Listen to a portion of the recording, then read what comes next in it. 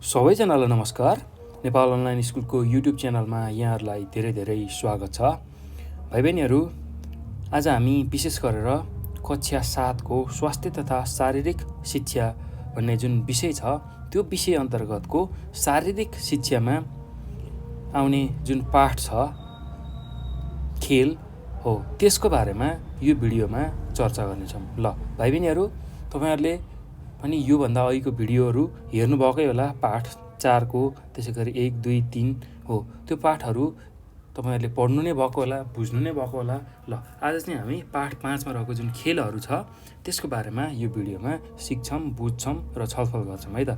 ल हेर्नुहोस् त, र तपाईँहरू पनि अब कपी किताब लिएर पेन्सिल लिएर अगाडि बस्नु होला र मैले जुन यहाँ तपाईँहरूलाई बुझाउँछु हो त्यसमा महत्त्वपूर्ण लागेका बुँदाहरूलाई टिप्दै आफ्नो कपीमा टिप्दै राख्नु होला, ताकि तपाईँहरूलाई पछि पढ्न सजिलो होस् र परीक्षामा त्यही कुरा लेख्न तपाईँहरूलाई सजिलो होस् है त। ल भाइ बहिनीहरू, अब यति भनिसकेपछि अब म पाठतिर अगाडि बढ्छु है त। ल हाम्रो आज पढ्ने पाठ के छ? खेल छ, जसलाई अङ्ग्रेजीमा हामी गेम्स भनेर भन्छौँ है त। ल अब यो खेल के हो, यसको आवश्यकता किन छ, यो किन पढ्नु पर्यो, कस्ता खालका खेलहरू चाहिँ हामीले पढ्ने रहेछौँ हो त्यसकै बारेमा हामी यो भिडियोमा विशेष चर्चा गर्छौँ है त भाइ बहिनीहरू।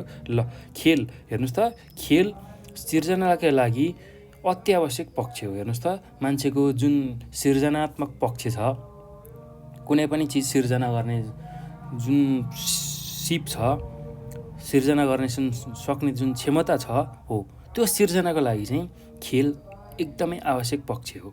ल शारीरिक पक्षको विकास अलावा निर्णय क्षमता वृद्धिका लागि पनि खेलले महत्त्वपूर्ण भूमिका खेल्छ। ल हेर्नुहोस् त, शारीरिक पक्षको जुन विकास छ, हाम्रो शरीरको विकास, त्यो सँगसँगै हाम्रो जुन निर्णय गर्न सक्ने क्षमता हुन्छ हो त्यसको वृद्धिको लागि पनि यो खेलको एकदमै ठुलो महत्त्व रहेछ। ल अब लुकेको प्रतिभा प्रष्टुपन गर्न, त्यसै गरी नेतृत्व क्षमता वृद्धि गर्न, समय व्यवस्थापन गर्न र सामूहिक कार्य गर्न समेत खेलले मद्दत गर्छ। ल हेर्नुहोस् त, के गर्ने रहेछ खेलले? कति कुरामा हामीलाई सहयोग गर्ने रहेछ भन्दा हामीसँग जुन लुकेको प्रतिभाहरू छ त्यसलाई बाहिर निकाल्न अर्थात् प्रस्फुटन गर्नको लागि त्यसले हामीलाई सहयोग गर्ने रहेछ। त्यसै गरी नेतृत्व क्षमता वृद्धि गर्न, कुनै एउटा समूहको लागि नेतृत्व हामीले गर्नु पर्यो भने त्यस्तो खालको क्षमता वृद्धि गर्नको लागि पनि यो खेल एकदमै आवश्यक रहेछ। त्यसै गरी हाम्रो जुन समय व्यवस्थापन गर्नुपर्ने जुन कुरा छ त्यसलाई पनि हामीले यो खेलको माध्यमबाट गर्न सक्ने रहेछौँ। उचित समयमा उचित खेलहरू खेल्दाखेरि हामीलाई समयको महत्त्व थाहा हुन्छ र समयमै सबै कुराहरू गर्नुपर्ने त्यो बोध हुन्छ हामीलाई, र समय हामी व्यवस्थापन गर्न सक्छौँ है त। त्यसै गरी सामूहिक कार्यहरू गर्न, र खेलमा प्राय सामूहिक खेलहरू खेलिन्छ हो त्यो गर्दाखेरि एउटा सामूहिक कार्य गर्ने जुन अभ्यास छ त्यसको चाहिँ राम्रो अभ्यास हामीसँग हुन्छ है त। ल त्यो कुरा चाहिँ हामीले बुझ्नुपर्छ। एकदम सजिलो छ भाइ बहिनीहरू, केही गाह्रो छैन। ल अब यसपछि हेरौँ त, खेलमा सहभागी हुँदा हाम्रो बौद्धिक तथा शारीरिक स्तर वृद्धि हुने भएकाले नै हामी अन्य कुरा छोडेर भए पनि खेलमा भाग लिने गर्छौँ। ल हेर्नुहोस् त, के हुने रहेछ खेलमा चाहिँ हाम्रो सहभागी हामीले जनाउँदाखेरि के हुन सक्ने रहेछ भन्दाखेरि हाम्रो बौद्धिक तथा शारीरिक स्तरमा वृद्धि हुने, हाम्रो बुद्धिको विकास हुने, शरीरको वृद्धि विकास हुने, शरीर बलियो हुने, शरीर तन्दुरुस्ती हुने, त्यसका साथसाथै हामी अन्य कामहरू छाडेर भए पनि खेलमा चाहिँ भाग लिने रहेछौँ हो। यस्तो खालको कारणले हाम्रो बौद्धिक तथा शारीरिक वृद्धि हुने भएको हुनाले हामीले अन्य कार्य छोडेर भए पनि यो खेलमा चाहिँ भाग लिने रहेछौँ। ल अब यस पाठमा हामी भलिबल, फुटबल लगायतका खेलका आधारभूत सिप अन्तर्गत सर्भिस र डिगिङ तथा अन्यको पनि अभ्यास गर्नेछौँ। ल अब यो पाठमा चाहिँ हामीले विशेष अभ्यास कस्तो खालको खेलको अभ्यास गर्ने रहेछौँ भन्दाखेरि विशेष गरेर हामीले भलिबल, फुटबल लगायतका अन्य जुन खेलहरू छ, कबड्डी हो त्यसको बारेमा यो पाठमा चर्चा गर्नेछौँ र त्यसकै अभ्यास गर्नेछौँ है त। ल यो पूर्ण अभ्यासको पाठो भएको हुनाले भाइ बहिनीहरू, तपाईँहरूले पनि विद्यालयमा यस्ता खालका खेल हामीले चाहिँ यहाँ जुन यो पाठमा चर्चा गर्छौँ त्यसलाई चाहिँ अभ्यास गर्नलाई तपाईहरू आफ्नो शिक्षकलाई लिएर स्वास्थ्य तथा शारीरिक शिक्षाको जो शिक्षक हुनुहुन्छ उहाँहरूको साथ लागेर उहाँहरूलाई लिएर चाहिँ तपाईहरूले यस्तो खालको सबै खेलहरू खेल्न सक्नुहुन्छ। ल एकदम सजिलो छ भाइ बहिनीहरू, केही गाह्रो छैन। ल हेर्नुहोस् त, अब भलिबल खेलका आधारभूत सिपहरू। ल अब के हो त भलिबल हामीले बुझिसकेका छौँ र अब त्यसको आधारभूत सिपहरू कसरी गरिने रहेछ, त्यो सिपहरूलाई कसरी हामी प्रयोग गर्न सक्ने रहेछौँ र भलिबल राम्रो खेल्न सक्ने रहेछौँ, त्यही कुराहरू हामी चर्चा गर्छौँ है त।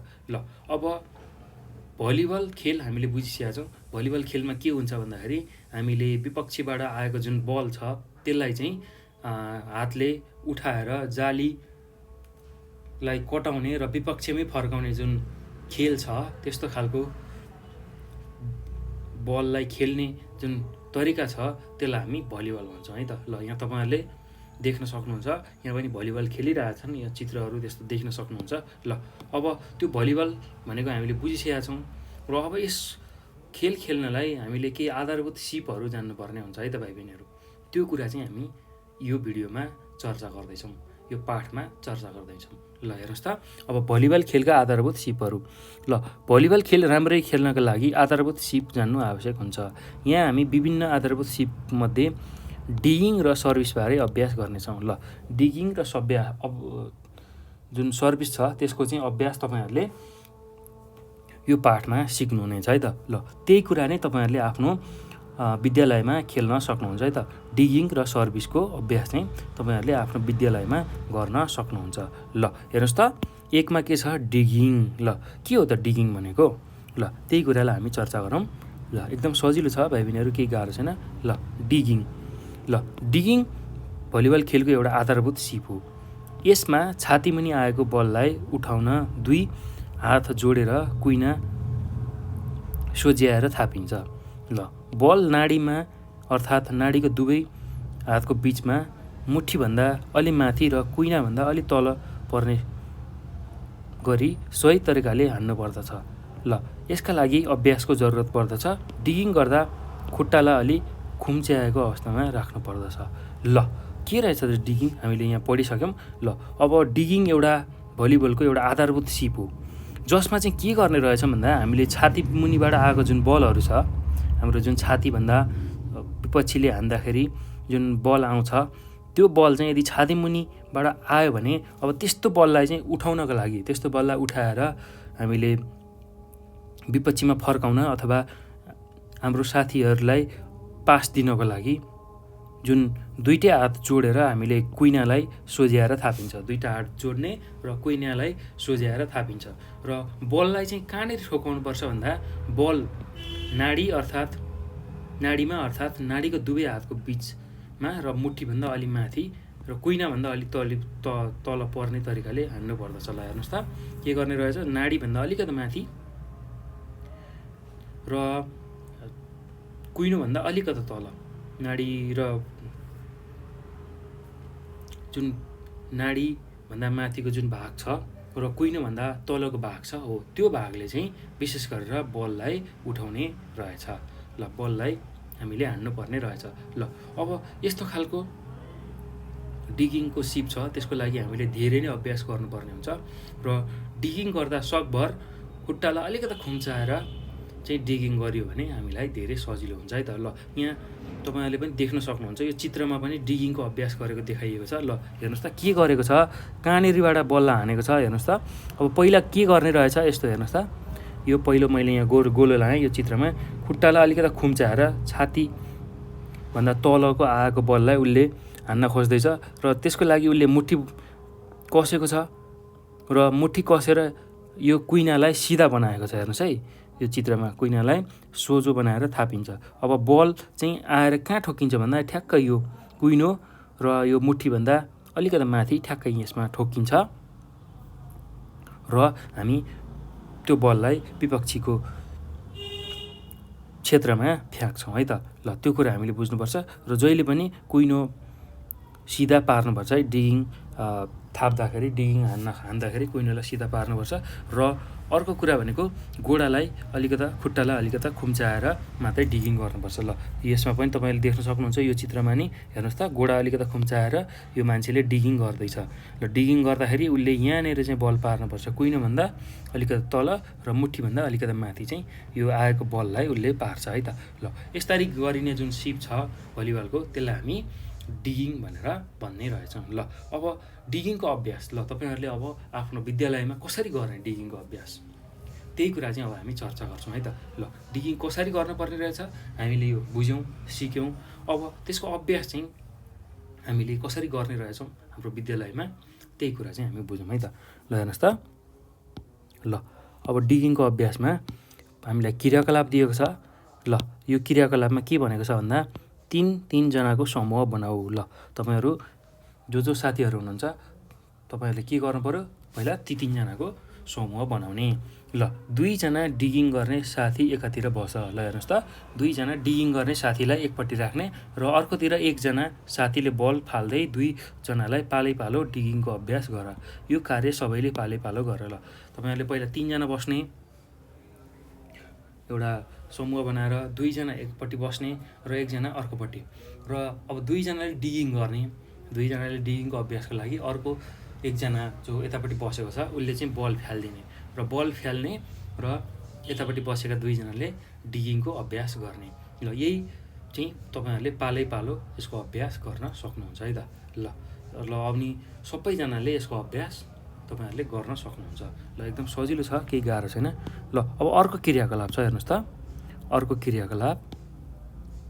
ल अर्को क्रियाकलापमा के भनिएको छ, के देखाएको छ भन्दा चित्रमा देखाए जस्तै 6जनाको समूहमा 3-3जनाको पङ्क्ति बनाएर बस। ल चित्रमा देखाए जस्तै 6जनाको समूह 3-3जनाको पङ्क्तिमा बनाएर बस। ल एकातिरबाट बल पास गर्ने गर र अर्कोतिरबाट डिगिङ गरेर फर्काउने गर। एकछिनपछि अर्कोपट्टिबाट बल फाल र पहिला फाल्ने साथीहरूलाई डिगिङ गरेर फर्काउने गर। यो अभ्यास सबैले पालो आउने गरी गर। ल हेर्नुहोस् त, के गर्ने रहेछ, यहाँ चित्रमा देखाए जस्तै यता पनि 3जना, यता पनि 3जना, त्यसै गरी यता पनि 3जना, यता पनि 3जना बस्ने रहेछ। ल अब त्यो बसिसकेपछि 3-3जनाको सम्म पङ्क्ति मिलाएर बसिसकेपछि अब एकातिरबाट बल पास गर्ने। ल सुरुमा के गर्ने, एकतिरबाट बल पास गर्ने, एकतिरबाट बल पास गर्यो र अर्कोतिरबाट डिगिङ फर्काउने। ल यतापट्टिको मान्छेले यता बल फाल्यो भने अब यसले डिगिङ फर्काउने। ल अब एकछिनपछि अर्कोपट्टिबाट बल फाल र पहिला फाल्ने साथीहरूले डिगिङ फर्काउने गर। अब फेरि यतापट्टिको साइडकोले यता बल फालेर फेरि अब डिगिङ गर्छ है त। ल यही क्रियाकलाप चाहिँ पालैपालो तपाईँहरूले गर्न सक्नुहुन्छ है त। ल एकदम सजिलो छ, केही गाह्रो छैन। ल अब सुरुमा यसलाई फालो, हेर्नुहोस् त, यो चित्रमा त्यही देखाइएको छ। ल यो चित्रमा के गर्ने र तपाईँहरूले पनि के त्यसै गरी कसरी अभ्यास गर्न सक्नुहुन्छ त्यही कुरालाई बुझौँ है। ल हेर्नुहोस् त, पहिला यो मान्छेले के गर्यो, बल फालो, यसले डिगिङ गर्यो। त्यसपछि अब अर्को यहाँ मान्छे छ उसले पनि बल फाल्छ, यसरी बल फाल्छ र अर्कोले डिगिङ गर्छ। त्यही पालैपालो अब मिलाएर डिगिङ गर्ने है त। एकदम सजिलो छ, केही गाह्रो छैन। ल अब यसमा अर्को क्रियाकलाप के छ भन्दाखेरि नेटसहितको भलिबल कोर्टको दुवैतिर 3-3जनाको ताती बनाई आम्ने सामने बस। पहिल्यै साथीले बल डिग गरेपछि तातीको पछाडि बस्न गई सबैले डिगिङको अभ्यास गर। ल पहिला नेट सहितको भलिबल जुन कोर्टमा गएर 3-3जना ताती मिलाएर बस्ने, एकतिर 3जना अर्कोतिर 3जना हो त्यसरी बस्ने र पहिले साथीले अब सुरुमा बल फ्यालेर डिगिङ गर्छ, त्यो सकिसकेपछि अब त्यो साथी पछाडि गएर बस्ने र अर्को साथी अगाडि आएर फेरि डिगिङ गर्ने हो। यही त प्रक्रिया अथवा यही तरिका चाहिँ हामीले पालैपालो गरेर यो डिगिङको अभ्यास गर्न सकिने रहेछ है त। ल एकदम सजिलो छ भाइ बहिनीहरू, केही गाह्रो छैन। ल अब यो पछि अर्को हाम्रो सिप छ, हाम्रो भलिबलको अर्को सिप छ हामीले पढ्ने, हामीले बुझ्नुपर्ने अन्डर ह्यान्ड सर्भिस। ल अन्डर ह्यान्ड सर्भिस। ल अब यो कस्तो हो त, अब त्यसलाई बुझौँ है त। अन्डर ह्यान्ड सर्भिस भनेको के हो, यसलाई कसरी गर्न सकिन्छ त्यही कुराहरू हेरौँ है त। ल हेर्नुहोस् त, अन्डर ह्यान्ड सर्भिस भलिबल खेलको एउटा आधारभूत सिप हो। यसमा बललाई एक हातले उठाउने र अर्को हातले हान्ने गरिन्छ। ल हेर्नुहोस् त यहाँ चित्रमा पनि तपाईँहरूले देख्न सक्नुहुन्छ, यहाँ बल लिइरहेको छ, यसलाई उठाउने र अर्को हातले हान्ने। हेर्नुहोस् त देब्रे हातले बल लिइरहेको छ, अहिले हान्दाखेरि दाहिने हातले यहाँ हानिरहेको छ है त। ल अब यो पनि एउटा के रहेछ, अन्डरह्यान्ड पास पनि, अन्डरह्यान्ड सर्भिस पनि एक किसिमको आधारभूत सिप रहेछ भलिबलको है त। अब यसमा के गर्ने रहेछ भन्दाखेरि बललाई एक हातले उठाउने र अर्को हातले हान्ने गरिन्छ। बलमा सही ठाउँमा हिर्काउन र निश्चित दूरी पार गराई विपक्षीको कोर्टमा पठाउन बारम्बार अभ्यासको जरुरत पर्छ। हेर्नुहोस् त कस्तो जरुरत पर्ने रहेछ भन्दाखेरि हामीलाई बललाई सही ठाउँमा हिर्काउने, यदि बललाई सही ठाउँमा हिर्काइएन भने त्यो विपक्षीको कोर्टसम्म पुग्दैन अथवा त्योभन्दा टाढा पुग्छ हो। त्यो हुने हुनाले र निश्चित दूरी पार गराएर विपक्षीको जुन कोर्ट छ त्यहाँ पुर्याउने अभ्यासको लागि हामीले यसको धेरै नै मिहिनेत गरेर यसलाई अभ्यास गर्नुपर्छ। बललाई सही तरिकाले हान्ने र विपक्षीको कोर्ट पार गराउने जुन कार्य छ त्यसको लागि एकदमै ठुलो, एकदमै धेरै अभ्यासको जरुरत पर्दछ। ल यही कुरा हामीले बुझ्नुपर्छ र यही अनुसार हामीले अभ्यास गर्नुपर्छ है त भाइ बहिनीहरू। ल अब यो बुझिसकेपछि अब कसरी गर्ने त्यही कुरा हामी यहाँ हेरौँ है त। अन्डरह्यान्ड सर्भिस गर्दा शरीरको स्थिति अलिकता अगाडि झुकाउने, दायाँ हातलाई चलाउने, बायाँ खुट्टा थोरै अगाडि राख्ने र बायाँ हातमा बल राखी दायाँ हातले बललाई हिर्काएको हुनुपर्छ। ल बललाई मुठी पारी विपक्षीको कोर्टमा हिर्काएमा अझ सजिलो हुन्छ। ल हेर्नुहोस् त के गर्न सकिने रहेछ, यो अन्डरह्यान्ड सर्भिस गर्दाखेरि हाम्रो शरीरको स्थिति चाहिँ अलिकता झुकाउने, अलिकता अगाडि झुकाउने। त्यसै गरी दायाँ हात चलाउनेले बायाँ खुट्टा थोरै अगाडि राख्ने। ल हेर्नुहोस् त जसले दायाँ हात चलाउनेवाला छ त्यसले चाहिँ बायाँ खुट्टा देब्रे खुट्टालाई थोरै अगाडि राख्ने र बायाँ हातमा बल लिने। ल हेर्नुहोस् त यो चित्रमा देखाए जस्तै बायाँ हातमा बल लिने र दायाँ हातले त्यो बललाई हिर्काउने। ल अब बललाई मुठी पारी विपक्षीको कोर्टमा हिर्काएको अझ राम्रो हुन्छ। ल बललाई मुठी पारेर अर्को तरिकाले भने हामीले बललाई मुठी बनाएर विपक्षीको कोर्टमा हिर्काएको चाहिँ अझ राम्रो हुन्छ है त। ल यो कुरा हामीले बुझ्नुपर्छ। ल हेर्नुहोस् त अब यो पछि यसको अभ्यास कसरी गर्ने त तपाईँहरूले विद्यालयमा अब यही हामीले जे कुरा सिक्यौँ त्यसको अभ्यास के तरिकाले गर्न सकिन्छ हेरौँ है त। ल यहाँ एउटा क्रियाकलाप छ। ल हेर्नुहोस् त यो क्रियाकलापमा अब तपाईँहरूले आफ्नो विद्यालयमा यही चिज गर्न सक्नुहुन्छ। ल हेर्नुहोस् कोर्टको एकपट्टि 3 जनाको 2 पङ्क्तिमा अगाडि र पछाडि गरी बस। कोर्टको एकपट्टि 3 जनाको जुन 2 पङ्क्तिमा अगाडि र पछाडि गरी बस। ल हेर्नुहोस् त कोर्टको एकपट्टि 3 जना र अर्कोपट्टि पनि 3 जनाको समूह बनाएर 2 पङ्क्ति भएर बस्ने, अगाडि र पछाडि बस।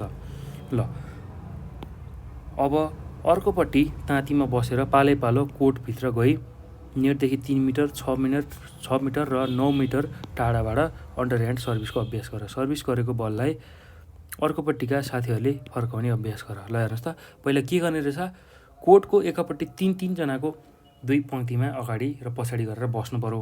त्यसपछि अर्कोपट्टि चाहिँ ताँतीमा बसेर पालै पालो कोर्टभित्र गई नेटदेखि 3 मिटर, 6 मिटर र 9 मिटर टाढाबाट अन्डरह्यान्ड सर्भिसको अभ्यास गर। ल एकदम सजिलो छ भाइ बहिनीहरू। ल सर्भिस गरेको बललाई अर्कोपट्टिका साथीहरूले फर्काउने अभ्यास गर। ल हेर्नुहोस् त कति सजिलो छ। हामीले यो जुन अन्डरह्यान्ड सर्भिस गर्छौँ त्यसलाई चाहिँ अर्कोपट्टिकोले फर्काउने र त्यो अभ्यास हामीले निरन्तर जारी राख्ने। ल अब यो पछि हेर्नुहोस् त अर्को क्रियाकलापमा के छ, भलिबल कोर्टको वरिपरि सबै साथीहरू उभिएर बस। ल कोर्टको वरिपरि सबै साथीहरू उभिएर बस्ने रहेछ, तपाईँहरूले यो विद्यालयमा गर्न सक्नुहुन्छ है। त्यसपछि एक जना पालै पालो कोर्टको बिचमा आएर पालै पालो कोर्टको बिचमा गएर अन्डरह्यान्ड सर्भिस गर्ने तरिकाबाट बललाई सकेसम्म माथि हिर्काउने अभ्यास गर। ल हेर्नुहोस् त पहिला सबैजना साथीहरू कोर्टको वरिपरि गएर उभिएर बस्ने रहेछ। त्यसपछि एकजना पालै पालो कोर्टको बिचमा गएर अब एकजना कोर्टको बिचमा जाने भलिबल कोर्टको र गएर अन्डर ह्यान्ड सर्भिस गर्ने तरिकाबाट बललाई सकेसम्म माथि हिर्काउने अभ्यास गर। ल एकदम सजिलो छ यो अभ्यास, तपाईँहरूले विद्यालयमा सजिलै गर्न सक्नुहुन्छ। ल अब हेर्नुहोस् त, यो पछि अब फुटबल खेलका आधारभूत सिपहरू। ल फुटबल भन्ने बित्तिकै तपाईँहरूले बुझिसक्नु भएको छ, जुन बललाई हामीले गोडाले हानेर विपक्षीको जुन पोस्ट छ त्यसमा छिराउँछौँ, त्यस्तो खालको खेल, मनोरञ्जनात्मक खेललाई हामी के भन्छौँ? फुटबल भन्छौँ। ल अब फुटबल खेल्दाखेरि कस्ता खालका सिपहरू चाहिँ हामीलाई आवश्यक पर्ने रहेछ, त्यही सिपहरूको बारेमा हामी अब चर्चा गर्छौँ है त। ल केही गाह्रो छैन है, एकदम सजिलो छ भाइ बहिनीहरू। ल अब फुटबल खेलका आधारभूत सिपहरू के हो, कसरी चाहिँ खेल्न सकिन्छ, त्यही बारेमा हामी चर्चा गरौँ। ल हेर्नुहोस् त भाइ बहिनीहरू, फुटबल खेलका आधारभूत सिपहरू अब के हुन सक्छन् त्यसलाई हामी बिस्तारै बुझ्नेछौँ है त। ल हेर्नुहोस् त, फुटबल एकदमै हाम्रो लोकप्रिय खेल हो। नेपालमा मात्र होइन कि विश्वभर फुटबल एकदमै लोकप्रिय खेल हो। धेरै मानिसले फुटबल खेल्छन्, साथै यो खेल मन पराउँछन्। फुटबल खेलको नियम सजिलै बुझ्ने भएकाले अधिकांश मानिस अभिरुचिका साथ खेल्ने गर्दछन्। ल हेर्नुहोस् त, फुटबल चाहिँ सबैले खेल्न मन पराउने रहेछन्, किन भन्दाखेरि यसको नियमहरू एकदमै सजिलो छ बुझ्न, सबैले बुझ्न सक्छन् र त्यो खेल्ने त यत्तिकै धेरै भइहाले र खेल्ने भन्दा पनि हेर्ने चाहिँ दर्शकहरू एकदमै बढी हुन्छन्, किनभने फुटबल सबैले बुझ्ने खालको खेलमा पर्छ है त। ल फुटबलका नियमहरू सजिलै सबैले बुझ्न सक्ने खालको हुन्छ, त्यसैले अब यो चाहिँ एकदमै लोकप्रिय मानिन्छ है त। ल यो कुरा हामीले बुझ्नुपर्छ भाइ बहिनीहरू। फुटबल खेल खेल्नका लागि विभिन्न सिपहरू सिक्नु जरुरी हुन्छ। ल फुटबल खेल खेल्नको लागि हामीलाई विभिन्न सिपहरू आवश्यक पर्दछ, त्यो कुरा हामीलाई थाहा हुनुपर्छ। र यो पाठमा हामी किकिङ, ट्र्यापिङ र हेडिङ गर्ने तरिकाबारे अभ्यास गर्नेछौँ। ल हेर्नुहोस् त, के कुराको अभ्यास गर्न सक्ने रहेछौँ हामीले यो पाठमा भन्दा किकिङ, त्यसै गरी ट्र्यापिङ र हेडिङ हो, यसकै बारेमा हामी अभ्यास गर्नेछौँ। ल हेर्नुहोस् त, अब पहिलो छ किकिङ। ल कसरी अब यो सिपलाई गर्ने त, त्यही कुरा हामी गर्छौँ। ल बुझ्छौँ है त। किकिङ भनेको फुटबलको एउटा आधारभूत सिप हो। ल किकिङ भनेको फुटबलको एउटा आधारभूत सिप हो। यसमा गुडेर आएको बललाई सिधै फर्काउने गरी हिर्काउने वा रोकेर हान्ने गरिन्छ। ल हेर्नुहोस् त, किकिङ भनेको गोडाले बललाई हान्ने रहेछ। ल जुन आइरहेको बल हुन्छ, गुडेर आइरहेको बल हो, त्यो बललाई सिधै फर्काउने अथवा त्यसलाई रोकेर हामीले फर्काउने अथवा हान्ने गरिन्छ है त। ल यो कुरा हामीले बुझ्नुपर्छ। त्यस्तै अब साथै उडेर आएको बललाई पनि सिधै फर्काउन सकिन्छ वा ट्र्यापिङ गरेर मात्र किकिङ गरिन्छ। ल अब यहाँ हामी किकिङबारे अभ्यास गर्नेछौँ। ल हेर्नुहोस् त, अब यो किकिङ कसरी गर्न सकिने रहेछ, यसमा पनि एक दुईवटा तरिकाहरू छन् हो, त्यही किकिङकै बारेमा अब हामी बिस्तारै यसको बारेमा बुझ्छौँ है त। ल एकदम सजिलो छ भाइ बहिनीहरू, केही गाह्रो छैन। र उडेर आएको बललाई पनि हामी सिधै फर्काउन सक्ने रहेछौँ अथवा त्यसलाई ट्र्यापिङ गरेर रोकेर मात्रै त्यसलाई किकिङ गर्न सकिने रहेछ। ल किकिङ भनेको के रहेछ भाइ बहिनीहरू, गुडेर आएको बललाई सिधै फर्काउने अथवा फर्काउने गरी हिर्काउने जुन तरिका छ त्यसलाई हामी किकिङ भन्ने रहेछौँ, अथवा रोकेर हान्ने। ल किकिङ भनेको गोडाले बललाई हान्नु पर्यो र गुडेर आएको बललाई फर्काउनु पर्यो र त्यसलाई हान्नु पर्यो हो, त्यस्तो खालको जुन विधि छ त्यसलाई हामी किकिङ भन्ने रहेछौँ। ल अब इनसाइड किकिङ र इनस्टेप किकिङ गरी दुईवटा किकिङ छ है हामीसँग। कस्तो खालको किकिङ छ भन्दाखेरि इनसाइड किकिङ र इनस्टेप किकिङ, यो दुई तरिकाको किकिङ हामीसँग छ। ल हेर्नुहोस् त, अब पहिलो इनसाइड किकिङको बारेमा चर्चा गरौँ। के हो त इनसाइड किकिङ भनेको? ल त्यही कुरा बुझौँ। इनसाइड किकिङमा बललाई खुट्टाको गोलीकाँटादेखि बुढी औँलाको भागबाट हिर्काइन्छ। दायाँ खुट्टाले बललाई किक गर्नु छ भने अलि दौडेर आएर बायाँ खुट्टालाई ठिक बलसँगै राखिन्छ र दायाँ खुट्टाले जोड लगाई हिर्काउनु पर्छ। ल हेर्नुहोस् त, के गरी इनसाइड किकिङ गर्ने रहेछ भन्दाखेरि यहाँ चित्रमा पनि देखाइएको छ। हेर्नुहोस् त, यहाँ चित्रमा पनि देखाइएको छ केले हानिरहेछ भन्दाखेरि हाम्रो जुन खुट्टाको जुन गोलीगाँठा छ हो त्यो गोलीगाँठादेखि बुढी औँलाको भागबाट चाहिँ हामीले बललाई हिर्कायौँ भने त्यसलाई हामी इनसाइड किकिङ भनेर भन्ने रहेछौँ। गोलीगाँठादेखि कहाँसम्म बुढी औँलाको भाग जुन छ त्यसले हिर्कायो भने चाहिँ बललाई हिर्कायो भने चाहिँ त्यसलाई इनसाइड किकिङ भन्ने रहेछ।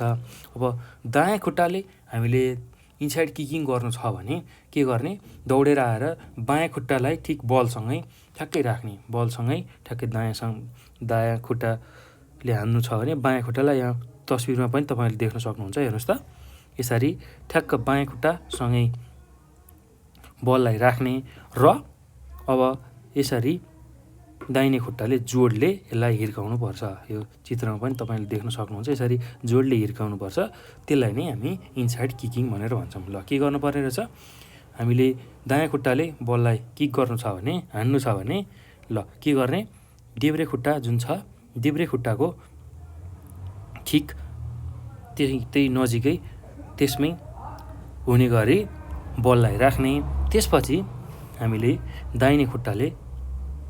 दाहिने खुट्टाको पनि गोलीगाँठादेखि बुढी औँलाको जुन को भाग छ हो त्यसले चाहिँ हामीले बललाई किक गर्नुपर्ने अर्थात् हान्नुपर्ने रहेछ। ल, त्यसलाई नै हामीले इनसाइड किकिङ भन्ने रहेछौँ। ल, अब इनस्टेप किकिङ अर्को छ, इनस्टेप किकिङ। ल, इनस्टेप किकिङ भनेको के हो हेर्नुहोस् त, अब त्यसलाई पनि बुझौँ। ल, इनस्टेप किकिङमा बललाई जुत्ताको फिता बाँध्ने ठाउँबाट हिर्काइन्छ।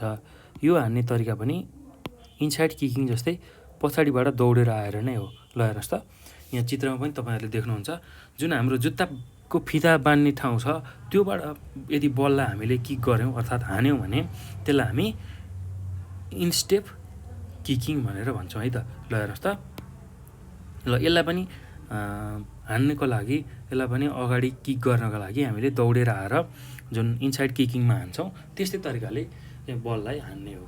इनसाइड किकिङमा जसरी बललाई हानिन्छ त्यस्तै तरिकाले चाहिँ हामीले इनस्टेप किकिङमा पनि हान्ने रहेछौँ। फरक के मात्र रहेछ भन्दाखेरि अब इनसाइड किकिङमा हामीले गोलीगाँठादेखि औँलासम्मको जुन त्यो भाग थियो त्यसले हान्थ्यौँ भने इनस्टेप किकिङमा चाहिँ हाम्रो जुन जुत्ताको फिता बाँध्ने जुन भाग छ हो त्यो ठाउँबाट चाहिँ बललाई हिर्काइन्छ। ल, तपाईँहरूले पनि यहाँ देख्न सक्नुहुन्छ यो चित्रमा, यसरी जुन जुत्ताको फिता बाँध्ने जुन भाग छ त्यसमा र त्यसको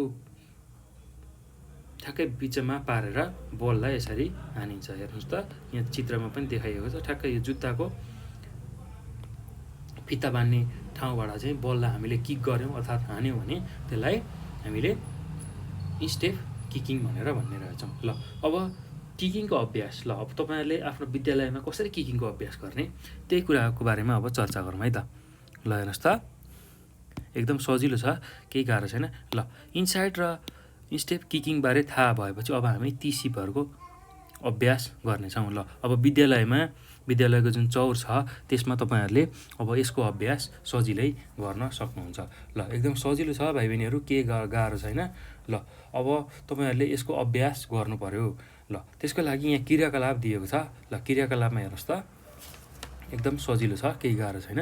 ल, यो अभ्यास 3-3जनाको जुन साथी छ त्यो समूहमा गर्नुपर्छ। 3जना साथी बस्ने, ती 3जना साथी बस्ने र एउटा समूह बनाएर यो खेललाई, यो अभ्यासलाई हामीले गर्नुपर्ने हुन्छ है त।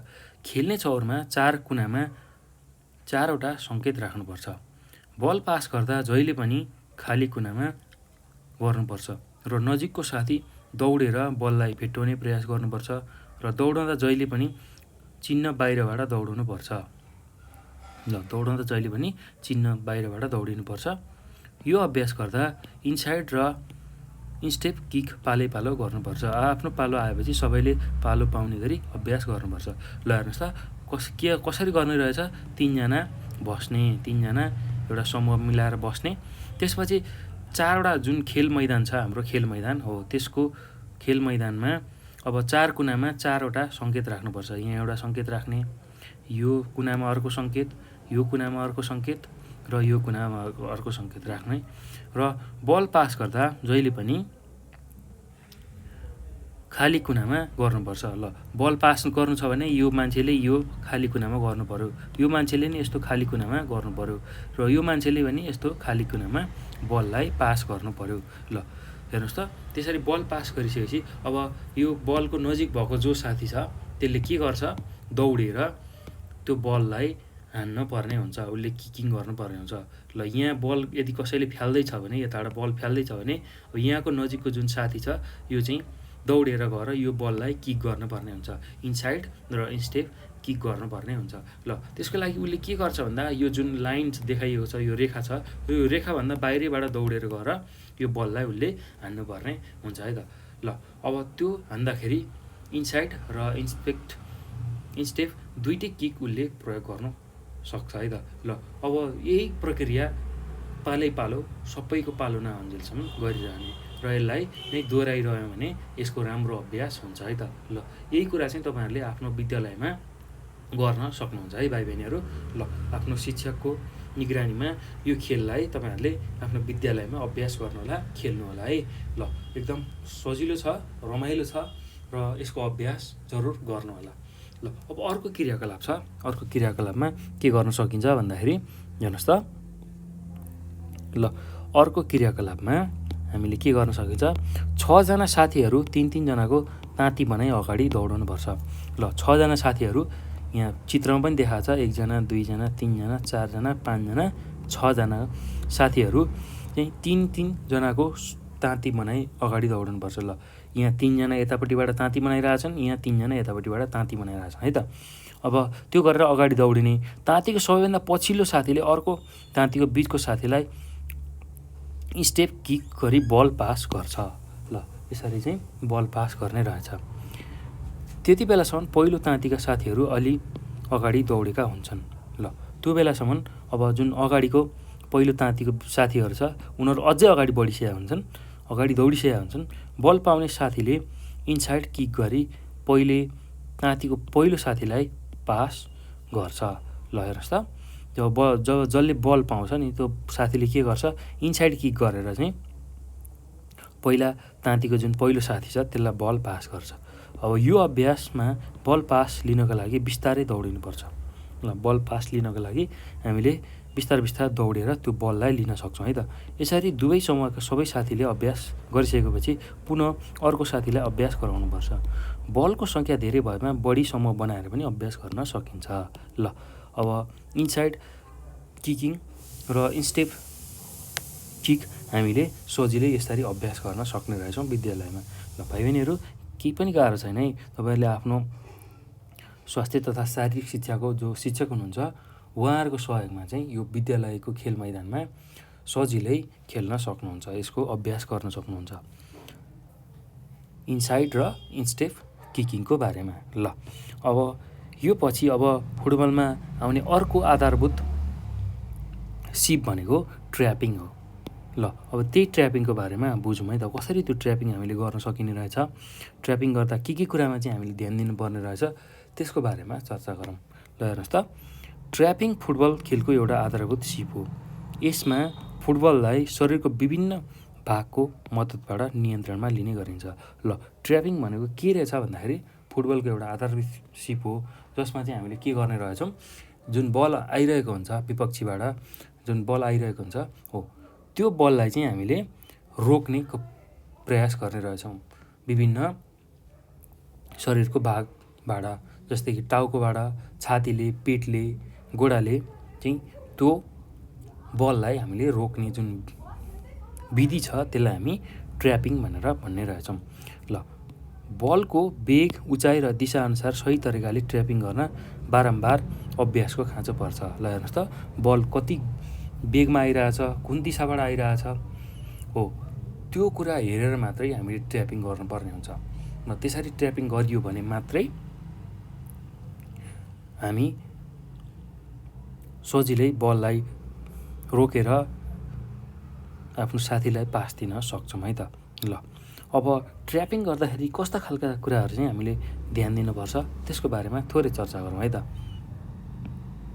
भाइ बहिनीहरू, अब ट्र्यापिङ गर्दाखेरि हामीले के कुरामा चाहिँ विशेष ध्यान दिनुपर्ने रहेछ भन्दा गुडेको जुन बल छ त्यसलाई ट्र्याप गर्न खोज्दा अर्थात् रोक्न खोज्दाखेरि कसरी गर्ने रहेछ भन्दाखेरि हाम्रो जुन एक खुट्टा छ, एक खुट्टाले शरीरको भारलाई सन्तुलन गर्ने र अर्को खुट्टाले चाहिँ अलिकति माथि उठाएर बललाई मुनि पार्दै थोरै पछाडि तान्ने। ल त्यसरी चाहिँ ट्र्यापिङ गर्न सकिने रहेछ। हाम्रो एउटा खुट्टाले चाहिँ हाम्रो शरीरलाई थेक्नु पऱ्यो, शरीरलाई धान्नु पऱ्यो र अर्को खुट्टाले चाहिँ अलिकति माथि उठाएर त्यो बललाई चाहिँ आफ्नो गोडा मुनि अर्थात् खुट्टा मुनि पारेर चाहिँ त्यसलाई रोक्न सकिने अर्थात् ट्र्यापिङ गर्न सकिने रहेछ। ल त्यसरी अर्को तरिका के रहेछ भन्दा त्यो ट्र्याक गर्दा ध्यान दिनुपर्ने कुरा के रहेछ भन्दा ट्र्यापिङ गर्दाखेरि तिघ्राबाट ट्र्यापिङ गर्ने भए बललाई तिघ्राले थाप्नासाथ अलिक तल तान्ने गर्नुपर्छ। ल हेर्नुहोस् त, अब तिघ्राबाट हामी ट्र्यापिङ गर्न खोज्दैछौँ भने के गर्ने, बललाई तिघ्राले थाप्ने बित्तिकै अलिकति तल तानेर गर्नुपर्ने रहेछ।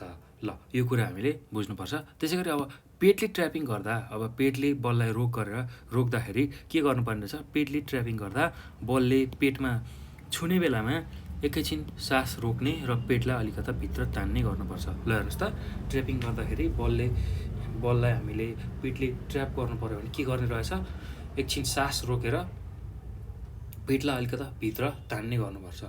त्यो गर्यो भने हामीलाई धेरै चोट लाग्न पाउँदैन। जुन गतिमा आएको बल छ त्यसले चाहिँ हामीलाई दुखाउन सक्छ। यदि हामीले ट्र्याप गर्ने बेलामा थोरै सास रोकेर पेटलाई अलिकति भित्र तान्यौँ भने हामीले सजिलै पेटले ट्र्यापिङ गर्न सक्छौँ। ल त्यस्तै छातीले ट्र्यापिङ गर्दा पनि पेटको ट्र्याकिङमा जस्तै प्रक्रिया अपनाउनुपर्छ। ल छातीले पनि अब रोक्दाखेरि ट्र्याप गर्दाखेरि ठ्याक्कै पेटमा जसरी गरिन्छ त्यही तरिकाले यसमा पनि ट्र्याप गर्न सकिने रहेछ। ल यही कुरा चाहिँ हामीले ध्यान दिनुपर्ने रहेछ है। ट्र्यापिङ बललाई ट्र्यापिङ गर्दाखेरि यस्ता खालका कुराहरूमा हामीले विशेष ध्यान दिनुपर्ने रहेछ। ल अब ट्र्यापिङको अभ्यास गर्ने तरिका, अब तपाईँहरूले आफ्नो चौरमा आफ्नो खेल शिक्षकलाई लगेर, स्वास्थ्य तथा शारीरिक शिक्षाको जुन शिक्षक हुनुहुन्छ उहाँहरूलाई लगेर अब यसको अभ्यास गर्न सक्नुहुन्छ है त। ल क्रियाकलापमा के भनेको छ भन्दा बढीमा 7 जनासम्मको समूह बनाऊ। ल 7 जनाको समूह बनाउने, कक्षा सङ्गठन अङ्ग्रेजी अक्षर सी आकार वा अर्ध घेरामा रही पालै एक विद्यार्थीले हल्का गुडाएर र वा उठाएर बल पास दिँदै खुट्टा, तिघ्रा, पेट र छातीको ट्र्यापिङ अभ्यास गर। ल हेर्नुहोस् त, तपाईँहरूले बुझिसक्नुभयो ट्र्यापिङ कसरी गर्ने रहेछ हो। त्यही कुरा चाहिँ तपाईँहरूले अब अभ्यास गर्ने आफ्नो विद्यालयमा। पहिला 7 जनाको समूह बनाउने बढीमा, त्यसपछि अङ्ग्रेजी सी आकारको जुन हुन्छ यस्तो भएर घेरामा बस्ने, यसरी यहाँ एकजना, यहाँ एकजना, यहाँ एकजना, यसरी मान्छे बस्ने है त। ल अर्धाकार घेरामा पालै बस्ने र अब एक विद्यार्थीले हल्का बललाई गुडाउने वा उठाएर बल पास दिँदै अब तिघ्रा, पेट, छातीको ट्र्यापिङको अभ्यास गर्ने र यहाँ भएको विद्यार्थीले बललाई गुडाउँदै अथवा हानेर यता दिने र उसले ट्र्यापिङको अभ्यास त्यहाँ गर्छ।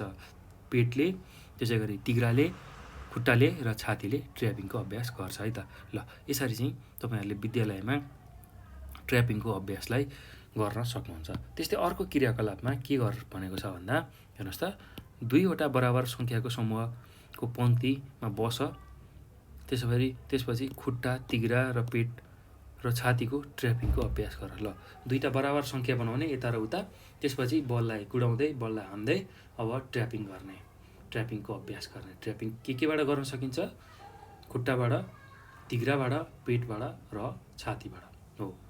त्यही कुरा हामीले गर्न सक्छौँ। ल अब त्यो पछि हामीले यति कुरा ट्र्यापिङको बारेमा जानिसकेपछि अब हामी फुटबलको अर्को आधारभूत सिप जसलाई हामी हेडिङ भन्छौँ हो, त्यसको अभ्यास कसरी गर्ने, त्यो हेडिङ भनेको के हो, त्यसलाई कसरी गर्न सकिने रहेछ, त्यसको बारेमा छलफल गर्छौँ है त।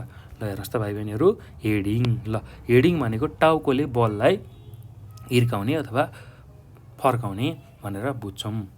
ल अब हेडिङ पनि फुटबलको एउटा आधारभूत सिप हो।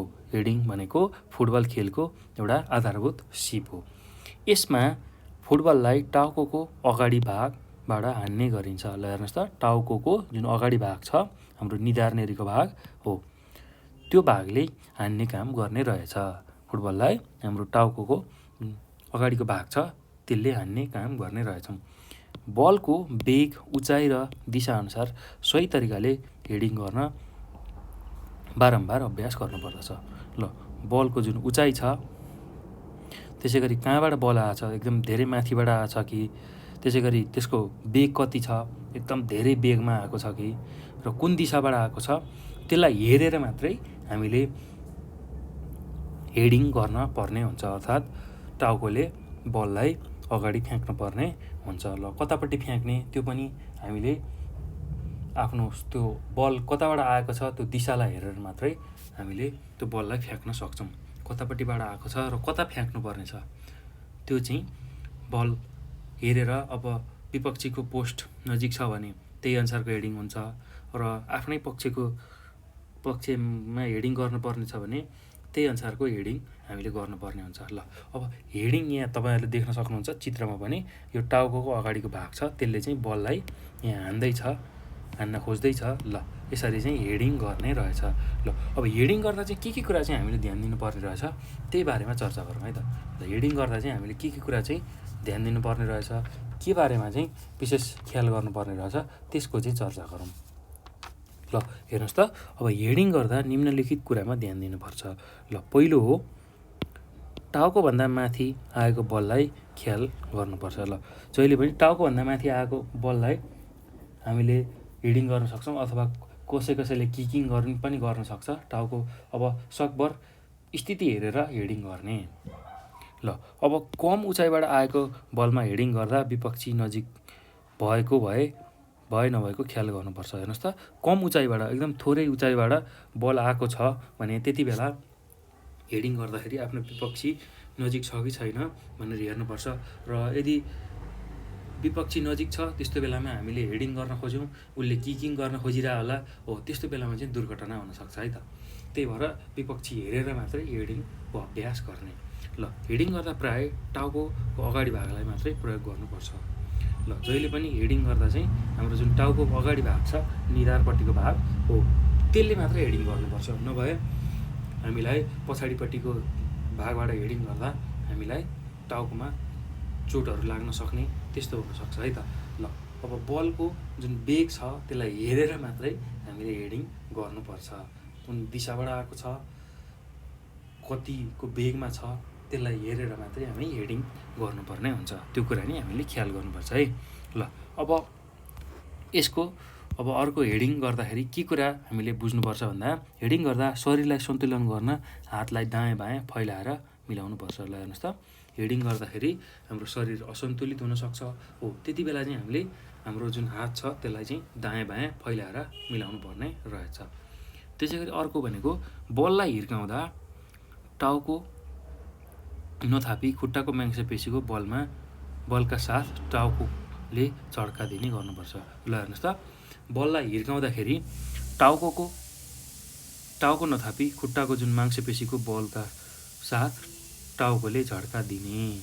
ल हेर्नुहोस् त, बललाई नै नहिर्काइकन हामीले बललाई हिर्काउँदाखेरि हामीले टाउको नथापिकन सकभर जुन खुट्टाको मांसपेशीको बलका साथ टाउकोले झड्का दिने गर्नुपर्छ।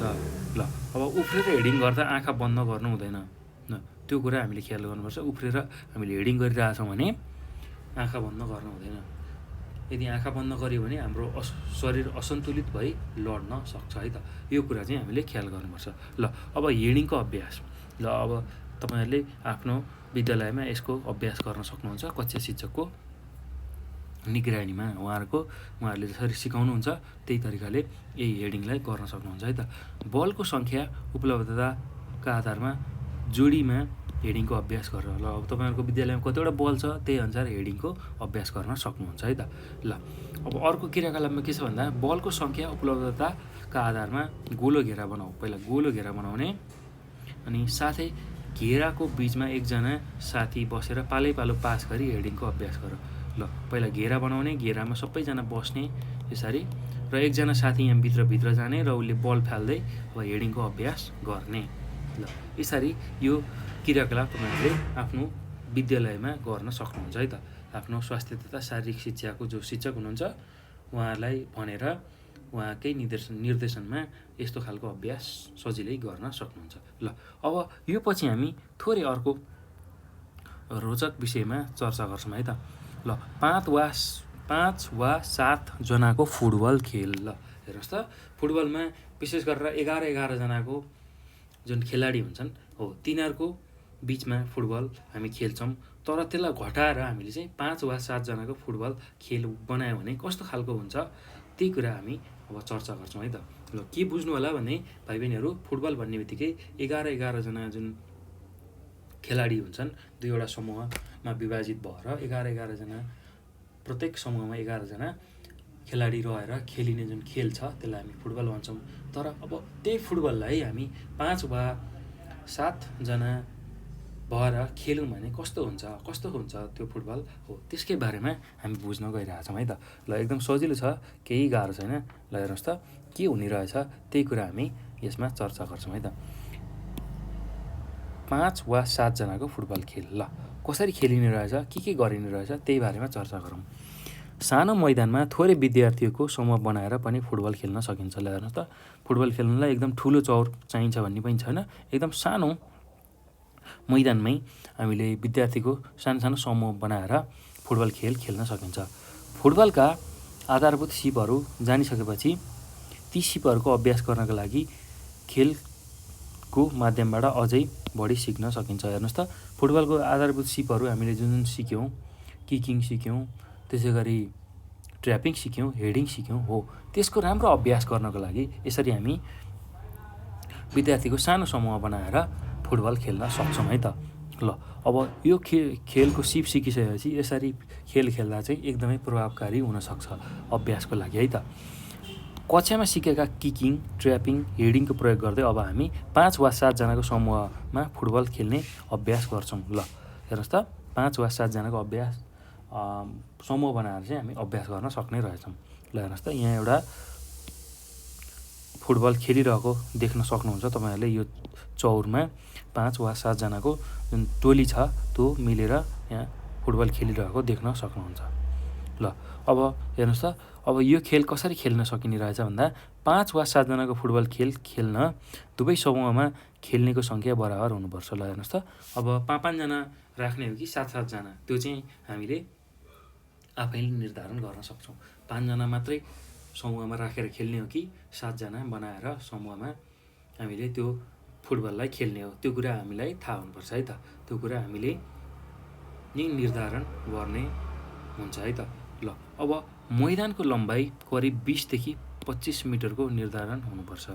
ल हेर्नुहोस् त, मैदानको लम्बाइ जुन छ त्यो 20 देखि 25 मिटरको बनाउन सकिने रहेछ।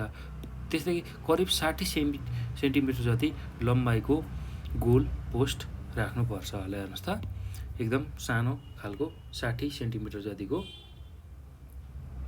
जुन लम्बाइ भएको गोल पोस्टलाई राख्न सकिने रहेछ। गोल पोस्ट चिन्नको लागि आफूसँग नजिक भएको इँटा वा झोला राख्नुपर्छ। ल हामीलाई गोल पोस्टको लागि डन्डीहरू नै चाहिन्छ, जालीहरू नै चाहिन्छ भन्ने चाहिँ छैन। हामीले एउटा चिन्ह राख्नुपर्छ गोल पोस्टको लागि, झोला अथवा इँटा हो, यस्तै कुराहरू राखेर गोल पोस्ट बनाउन सकिन्छ है त। खेल सुरुको सङ्केत दिनासाथ मैदानको बिच भागबाट टस जित्नेलाई किकअफबाट सुरु गर्नुपर्छ। ल हेर्नुहोस् त, जसरी उतापट्टि ठुलो खेलमा 11 जनाको समूहमा बललाई कसले अगाडि बढाउने भनेर पहिला टस गरिन्छ, त्यस्तै गरेर यहाँ पनि हामीले के गर्ने, फुटबललाई सुरु गर्न अगाडि टस गरिन्छ र टस जसले जित्छ हो त्यो टस जित्नेलाई चाहिँ पहिला बल चाल्ने अनुमति दिइन्छ है त, बल चाल्ने अनुमति दिइन्छ।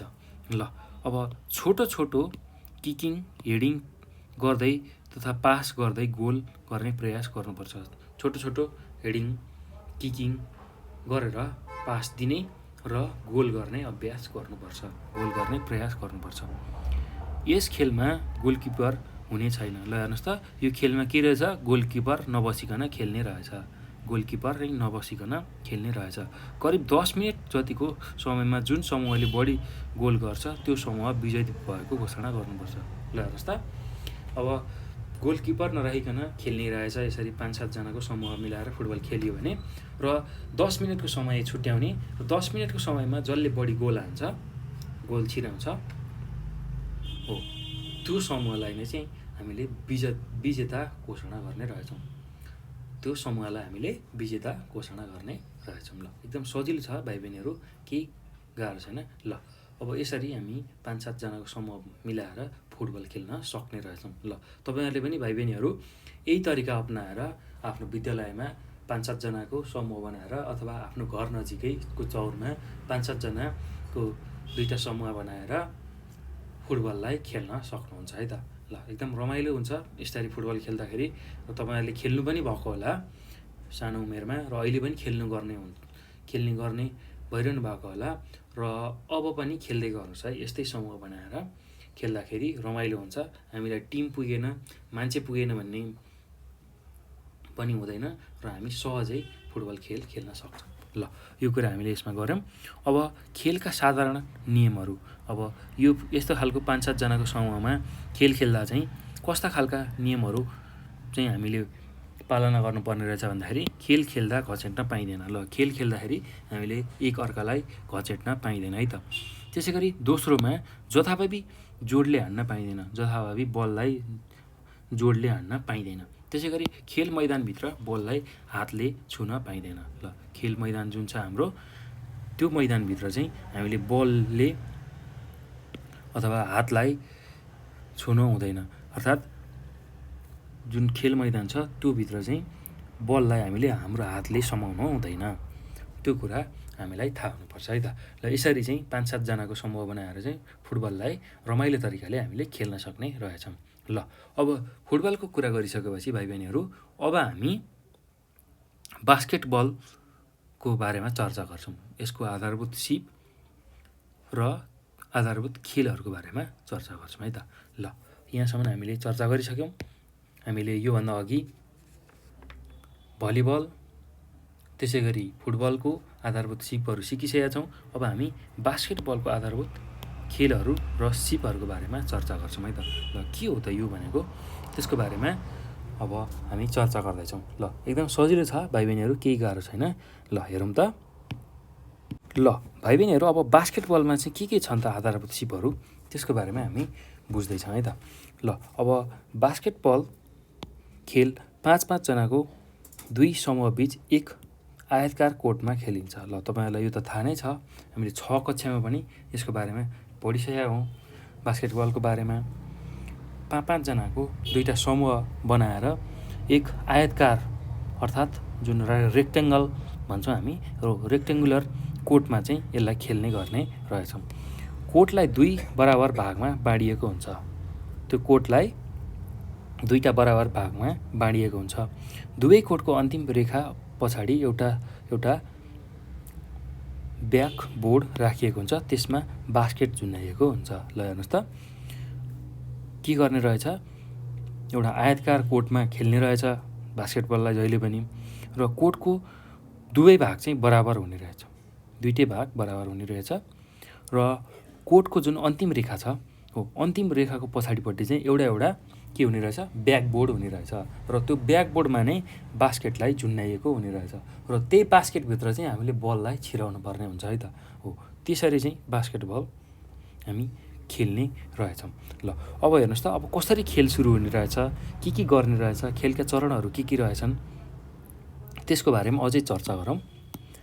ल, हेर्नुहोस् त, खेलको सुरुमा टस गरिन्छ र टस जित्ने समूहले कुन साइडमा बसेर खेल्ने भनी छान्न पाउँछ। ल, खेल सुरु गर्न अगाडि हामीले के गर्ने रहेछौँ, टस गर्नुपर्ने रहेछ। प्राय कोइन टस गरिन्छ है, हेड आउने अथवा टेल आउने हो, यस्तो खालको टसहरू गरिन्छ। र जसले टस जित्छ हो, त्यो टस जित्नेले चाहिँ कुन साइडमा बसेर खेल्ने त्यसलाई छान्न पाउँछ है त। र दुवै समूहका एकजना केन्द्रमा आएर उभिन्छन्। ल, केन्द्र भनेको बिचमा आएर 2टै समूहको एकजना पहिला केन्द्रमा आएर उभिन्छन्। रेफ्रीले तिनीहरूको बिचमा बल जम्प गरी खेल सुरु गर्छ। ल, रेफ्रीले तिनीहरूको बिचमा बललाई जम्प गराउँछ र अब चाहिँ खेल सुरु हुन्छ है त, बास्केटबल सुरु हुन्छ। खेल सुरु भएपछि दुवै समूहले आफ्नो विपक्षीको बास्केटमा बल छिराउने प्रयास गर्दछन्। ल, हेर्नुहोस् त, खेल सुरु हुने बित्तिकै अब दुवै समूहले आफ्नो विपक्षीको जुन बास्केट छ त्यसमा चाहिँ बललाई छिराउने प्रयास गर्छन्। खेल 10 मिनटको चरणमा 4 चरणमा हुन्छ है त। 10 मिनटको जुन समय छ हो त्यस्तो 4वटा चरणमा चाहिँ हाम्रो खेल समापन हुने रहेछ। ल पहिलो र दोस्रो चरण तथा तेस्रो र चौथो चरण बीच 2 मिनटको छोटो विश्राम हुन्छ। ल हेर्नुहोस् त, पहिलो र दोस्रो जुन चरण छ हो त्यसको बिचमा 2 मिनटको छोटो विश्राम हुने रहेछ। त्यसै गरी तेस्रो र चौथो जुन चरण छ त्यसको बिचमा पनि 2 मिनटको चाहिँ छोटो विश्राम लिन सकिने रहेछ। ल एकदम सजिलो छ भाइ बहिनीहरू, केही गाह्रो छैन। पहिलो र दोस्रो चरण र तथा तेस्रो र चौथो चरणको बिचमा 2 मिनटको छोटो विश्राम हुन्छ भने दोस्रो र तेस्रो चरणको बिच 15 मिनटको मध्यान्तर हुन्छ। ल हेर्नुहोस् त, दोस्रो र तेस्रो जुन चरण छ त्यो बिचमा चाहिँ 15 मिनटको मध्यान्तर भनेको खाजा खाने समय हुनसक्छ, पानी खाने, पिसाब फेर्ने हो यस्तो खालको समय छुट्याइएको हुन्छ। त्यो कुरा हामीले बुझ्नुपर्छ। मध्यान्तरपछि खेलाडीहरूले आफ्नो आफ्नो खेल्ने साइडमा बदलेर खेल्छन्। ल मध्यान्तर जुन ब्रेक टाइम हुन्छ त्यो पछि चाहिँ खेलाडीहरूले ठ्याक्कै आफ्नो आफ्नो खेल्ने साइडलाई बदलेर खेल्छन्। ठ्याक्कै एउटा समूह अर्कोतिर, अर्को समूह यतापट्टि ठ्याक्कै बदलेर खेल्छन्। 40 मिनटको समयमा जुन समूहले बढी स्कोर बास्केट गर्छ त्यही समय विजयी हुन्छ। ल जुन 40 मिनटको जुन समय रहेछ 4वटा चरण, 10 मिनटको 4वटा चरण, त्यो समयमा जसले चाहिँ बढी पटक बास्केटमा बललाई छिराएको छ त्यही काउन्ट भइरहेको हुन्छ हो। जसको चाहिँ त्यो स्कोर बढी हुन्छ, त्यो बललाई छिराएको गन्ती बढी हुन्छ, त्यही समूह चाहिँ विजयी हुने रहेछ। ल यसरी हामी बास्केटबल खेल्ने रहेछौँ। ल अब हेर्नुहोस् त, नेपाल जस्तो कम आर्थिक स्रोत भएको मुलुकमा सबै विद्यालयले बास्केटबल ग्राउन्ड बनाउन सक्दैन। ल हेर्नुहोस् त, हाम्रो देशको जुन आर्थिक स्थिति छ हो त्यसलाई मध्यनजर गर्दाखेरि सबै खालको जुन सरकारी विद्यालयहरूले बास्केटबल ग्राउन्ड बनाउन नसक्ने हुन सक्छन् है त हो। त्यसैले बास्केटबल खेलको सिप प्रयोग गरी बास्केटबल जस्तै खेलिने अन्य खेललाई यहाँ प्रस्तुत गर्न खोजिएको छ।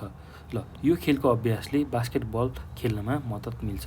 ल हेर्नुहोस् त, अब बास्केटबलको जुन ग्राउन्ड, त्यसै गरी त्यसको जुन हामीले ब्याकबोर्ड र बास्केट झुन्ड्याउने बनाउन नसक्ने अवस्थामा चाहिँ बास्केटबल जस्तै खालका सिप प्रयोग गरेर खेलिने खेलहरू हामीले सजिलै खेल्न सक्छौँ है त। ल त्यो खेलियो भने बास्केटबल खेल्नको लागि अझै सजिलो हुने रहेछ, त्यसले अझै हामीलाई मद्दत गर्ने रहेछ। त्यो कुरा चाहिँ हामीले ख्याल गर्नुपर्छ है त। ल अब त्यसैमा एउटा हो पोटबल। ल पोटबल भनेको के हो त्यही कुरा हामी छलफल गरौँ है त। ल बास्केटबललाई सहयोग पुर्याउने खालको अर्को खेल के रहेछ? पोटबल रहेछ। ल पोटबलको बारेमा अध्ययन गरौँ त। के हो त यो पोटबल भनेको? पोटबल खेल बास्केटबल जस्तै देखिन्छ अर्थात् खेलिन्छ, तर यसमा ब्याकबोर्ड राखिएको हुँदैन। ल हेर्नुहोस् त, पोटबल चाहिँ ठ्याक्कै बास्केटबल जस्तै हुने रहेछ, तर यसमा चाहिँ के हुने रहन्छ? ब्याकबोर्ड राखिएको नहुने रहेछ। यस खेलमा ब्याकबोर्डको सट्टा एउटा मेच राखिएको हुन्छ। ल पोटबलमा चाहिँ के हुने रहेछ? बास्केटबलको सट्टामा एउटा मेच राखिएको हुन्छ। विपक्षीको कोर्ट पछाडि पक्षका खेलाडी मेचमा उभिएर बसेका हुन्छन् भने पक्षको कोर्ट पछाडि पक्षका खेलाडीका मेचमाथि उभिएर बस्छ। ल हेर्नुहोस् त, जुन विपक्षी छ त्यसको कोर्ट पछाडि हाम्रो पक्षीको खेलाडी मेचमा उभिएर बसेको हुन्छ। त्यसै गरी हाम्रो पक्षको पछाडि विपक्षीको जुन खेलाडी मेचमाथि उभिएर बस्छ। ठ्याक्कै उल्टो तरिकाले है भाइ बहिनीहरू सम्झिनु होला। जुन विपक्षीको कोर्ट छ त्यसको पछाडि चाहिँ हाम्रो पक्षको खेलाडीहरू मेचमा उभिएर बसेको हुन्छ र उनीहरूको जुन कोर्ट छ, विपक्षीको कोर्ट छ, त्यहाँ चाहिँ हाम्रो पक्षको खेलाडी बस्ने रहेछ र हाम्रो जुन पक्षको कोर्ट छ त्यसको त्यो पक्षको पछाडिपट्टि चाहिँ विपक्षीको खेलाडीहरू मेचमाथि उभिएर बसेको हुन्छ। ल अब खेल सुरुको पाउने जुन सङ्केत छ त्यो सङ्केत पाउने बित्तिकै हामीले के गर्छौँ, दुवै समूह आफ्नो पक्षको मेचमा उभिएको साथीलाई बल पास गर्ने आफ्नो स्कोर बढाउने कोसिस गर्छन्। ल खेल सुरु जब सङ्केत पाउँछ, रेफ्रीले सिटी फुक्छ खेल सुरु भयो भनेर, तब के गर्ने रहेछ भन्दा दुवै समूहले आफ्नो आफ्नो पक्षको जुन मेचमा बसेका साथीहरू हुन्छ उनीहरूलाई बल पास गर्ने प्रयास गर्छ है त। ल निर्धारित समयभित्र कुन समूहले बढी अङ्क प्राप्त गर्छ त्यही समूह विजयी हुन्छ र यसको लागि पनि एउटा समय छुट्याइएको हुन्छ। हो त्यो समय छुट्याएको समयमा जसले बढी चाहिँ त्यो अङ्क प्राप्त गर्छ त्यो समूहले नै जितको भागीदार हुन्छ, त्यो समूह नै जितको भागीदार हुन्छ, त्यसैले खेललाई जित्छ। ल अब यसमा पनि धेरै सिपहरू सिक्नुपर्ने हुन्छ।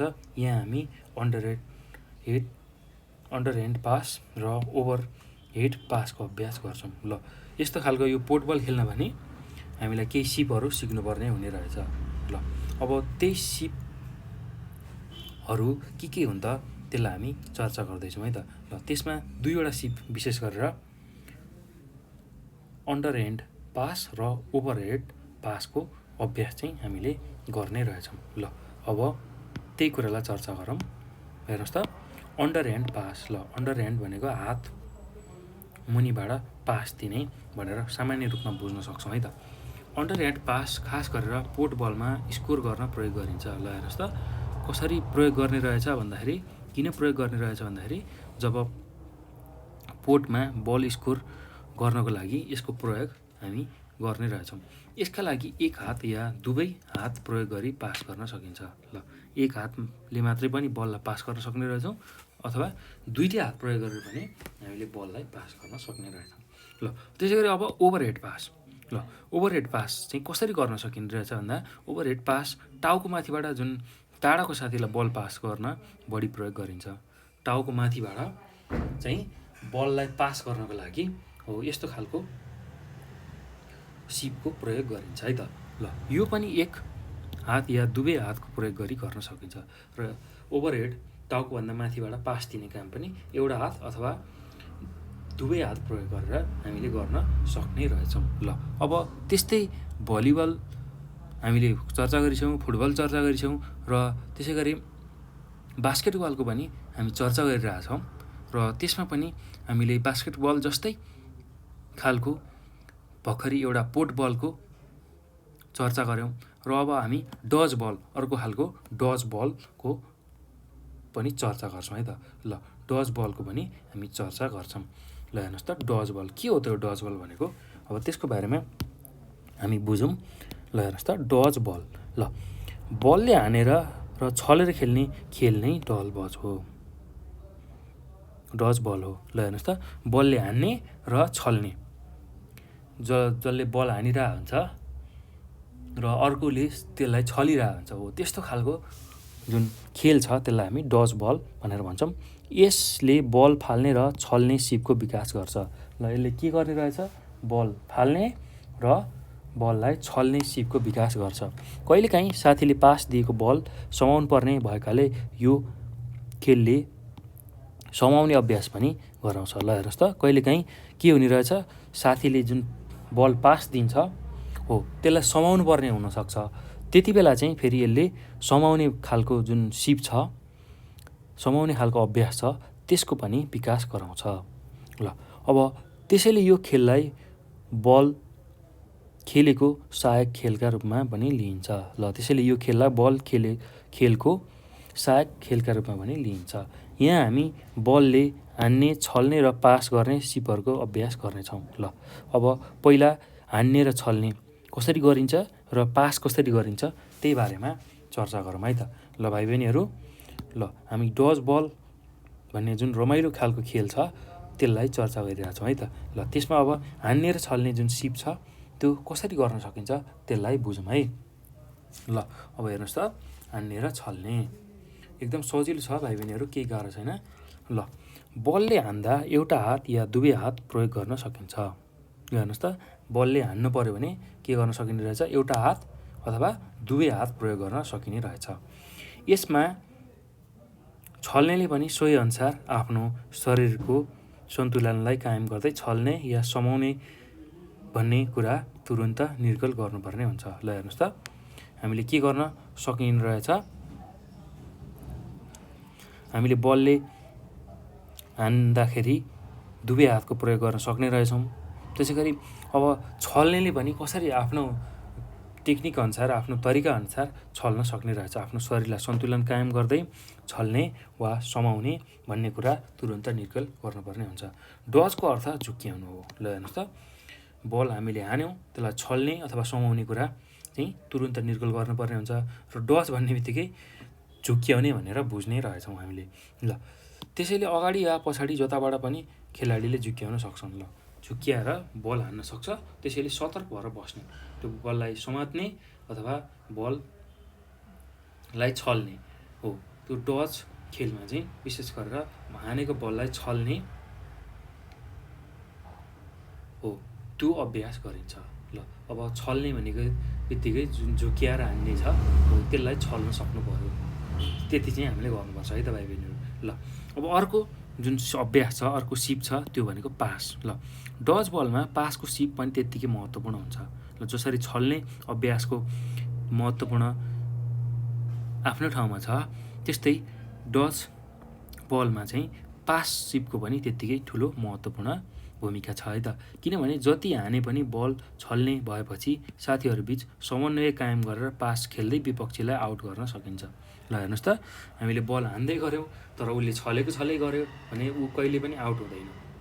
तर यदि हामीले आफ्नै साथीलाई पास दियौँ, समन्वय गरेर पास दिँदै अब उसलाई आउट गर्दै जानुपर्ने हुन्छ हो, त्यस्तो बेलामा चाहिँ यो पासको एकदम ठुलो महत्त्व हुने रहेछ।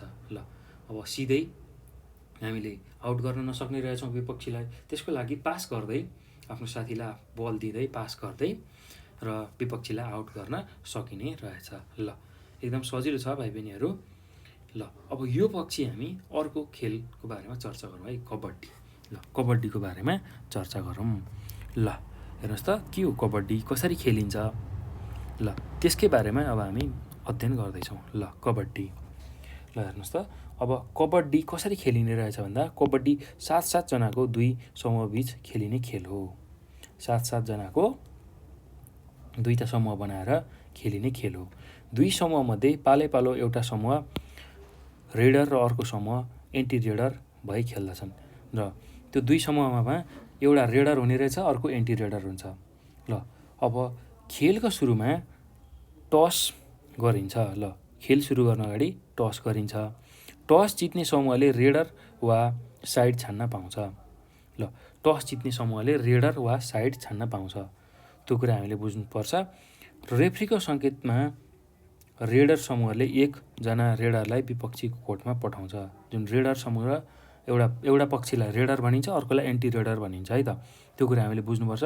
ल अब पहिला टस गरिन्छ खेल सुरु गर्न अगाडि, र टस जसले जित्छ उसले आफ्नो साइड अथवा रेडर छान्न पाउँछ है त, को रेडर हुने, कुन साइडमा बस्ने त्यो छान्न पाउँछ। अब रेफ्रीको सङ्केतमा रेडर समूहले एकजना रेडरलाई विपक्षीको कोर्टमा पठाउँछ। ल रेफ्रीको सङ्केत आउने बित्तिकै अब जो रेडर छ उसले चाहिँ अब विपक्षीको कोर्टमा पठाउँछ। अब रेड गर्न जान्ने रेडरले मध्यरेखा पार गर्नलाई एकै सासमा कबड्डी कबड्डी कराउँदै जानुपर्छ। ल हेर्नुहोस् त जो रेडर छ एन्टी रेडर अर्थात् विपक्षीको कोर्टमा जाँदाखेरि उसले के गर्नु पर्यो, एकै सासमा कबड्डी कबड्डी भनेर कराउँदै जानु पर्यो। यस्तो खालको कबड्डी कबड्डी भन्ने जुन आवाज हामी निकाल्छौँ त्यसलाई हामी कान्ट भनेर भन्छौँ है, त्यसलाई हामी कान्ट भनेर भन्छौँ। यसरी कबड्डी कबड्डी आवाज जुन निकाल्छौँ त्यसलाई हामी कान्ट भनेर भन्छौँ। ल रेडरले रेड गर्न जाँदा एन्टी रेडरको कोर्टको जुन बक लाइन छ त्यसलाई नागेर मात्र फर्कनुपर्छ। जुन बक लाइन एउटा छुट्याइदिएको हुन्छ त्यो लाइनलाई नागेर मात्रै चाहिँ रेडरले फर्किनु पर्ने हुन्छ उसको विपक्षीको कोर्टमा पुगेर है त।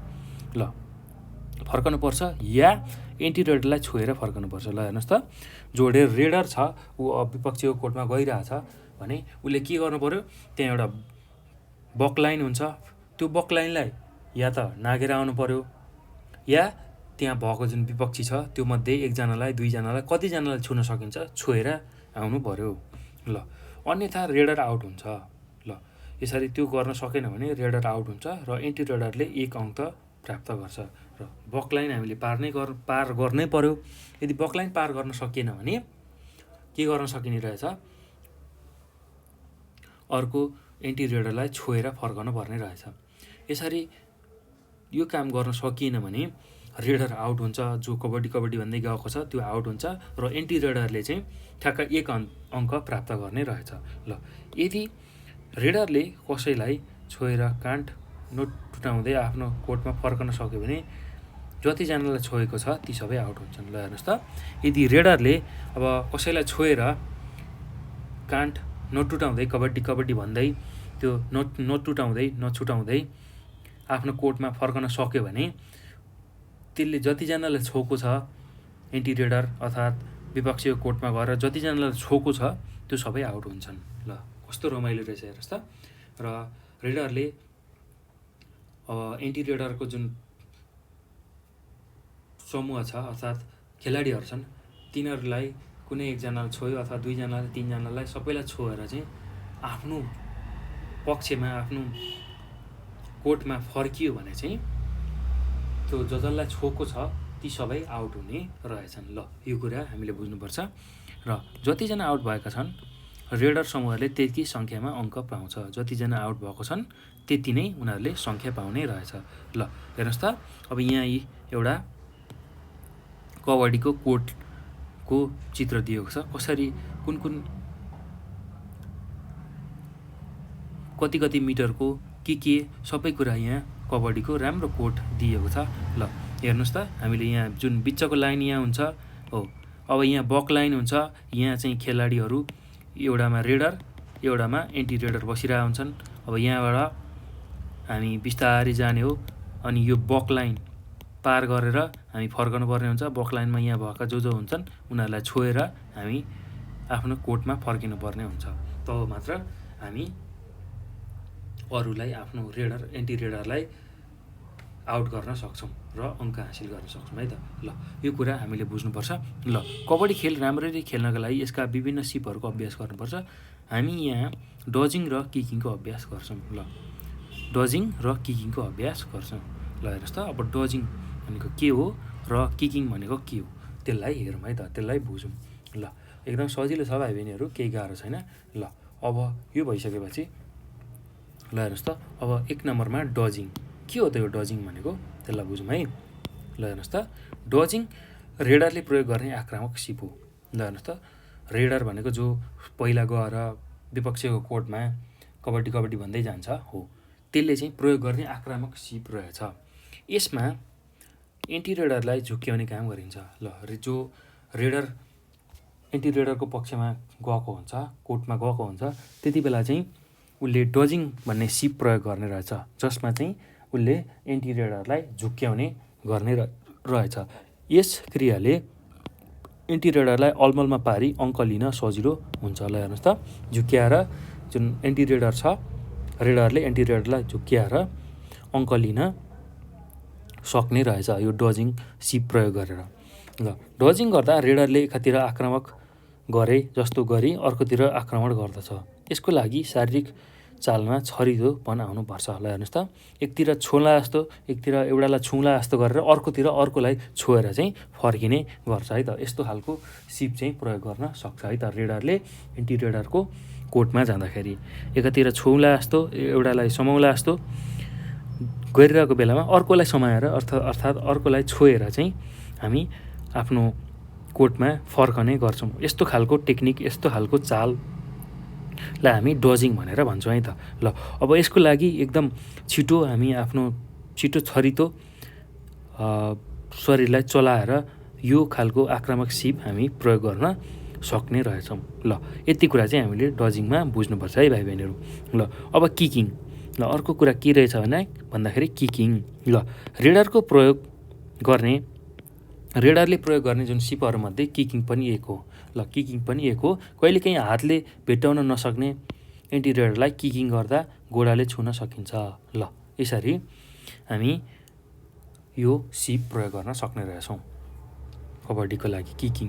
ल कहिलेकाहीँ हातले एन्टी रेडरलाई नछुन पनि सक्छ हो, त्यस्तो बेलामा किकिङ गर्दाखेरि अर्थात् खुट्टालाई उडाएर उनीहरूलाई छुन खोज्दाखेरि अब त्यो समयमा गोडाले उनीहरूलाई छुन सकिन्छ। हो, त्यसरी हामी कबड्डी खेलमा किकिङको अभ्यास गर्न सक्छौँ है त। ल, एकदम सजिलो छ भाइ बहिनीहरू। ल, अब यो पछि हामी अर्को खेल खो-खोको बारेमा चर्चा गर्छौँ है त। खो-खोको बारेमा चर्चा गर्छौँ। ल, के हो त खो-खो खेल, कसरी खेलिन्छ त्यसकै बारेमा अध्ययन गरौँ है त। ल, एकदम सजिलो छ भाइ बहिनीहरू, केही गाह्रो छैन यो खो-खो खेल पनि। ल, यसको बारेमा अब हामी चर्चा गरौँ। ल, अब यहाँ हेर्नुहोस् त, खो-खो खेलको यहाँ एउटा हामीलाई कोड दिएको छ। ल, खो-खो चौर दिएको छ। खो-खोमा के हुने रहेछ त्यही बारेमा हामीलाई यहाँ दिएको छ। ल, अब त्यही खो-खो खेललाई बुझ्दै जाउँ है त। के गरिने रहेछ, के खेलिने रहेछ, के हुने रहेछ त्यही कुरा हामी बुझौँ। ल, हेर्नुहोस् त, अब खो-खो खेल भने के रहेछ पहिला त्यसलाई बुझौँ। अनि कसरी खेल्ने रहेछ, त्यसको सिप के हो, आधारभूत सिप के हो, त्यसको बारेमा चर्चा गरौँ है त। खो-खो खेल 9 जनाको 2 समूहबीच निर्धारित समयका आधारमा खेलिने सामूहिक खेल हो। ल, हेर्नुहोस् त, खो-खो खेल भनेको कस्तो खालको खेल रहेछ भन्दाखेरि 9 जनाको जुन समूह छ, 9 जनाको समूह बनाएर 2टा समूह बनाएर निर्धारित समयमा एउटा निश्चित समयमा खेलिने एउटा सामूहिक खेल हो। ल, यसमा के हुन्छ भन्दा खो-खो खेलमा 2 समूहमध्ये एउटा पक्ष रनर, एउटा पक्ष दौडिने र अर्को पक्ष चेजर लखेट्ने हुन्छ है त। एउटा दौडने, अर्को त्यसलाई चेज गर्ने लखेट्ने हुन्छ है त। 2टा पक्ष यसरी हुन्छ। खेल सुरु गर्नुभन्दा अगाडि टस गरी चेसिङ र रनिङको पालो निर्धारण गरिन्छ। ल, अब खेल सुरु गर्न अगाडि जहिले पनि टस गरिन्छ, हेड टेल यस्ता खालको टसिङ गरिन्छ र टसिङ गरिसकेपछि अब चेसिङ र रनिङको पालो निर्धारण गरिन्छ। कसले चाहिँ चेसिङ गर्ने, कसले चाहिँ रनिङ गर्ने हो।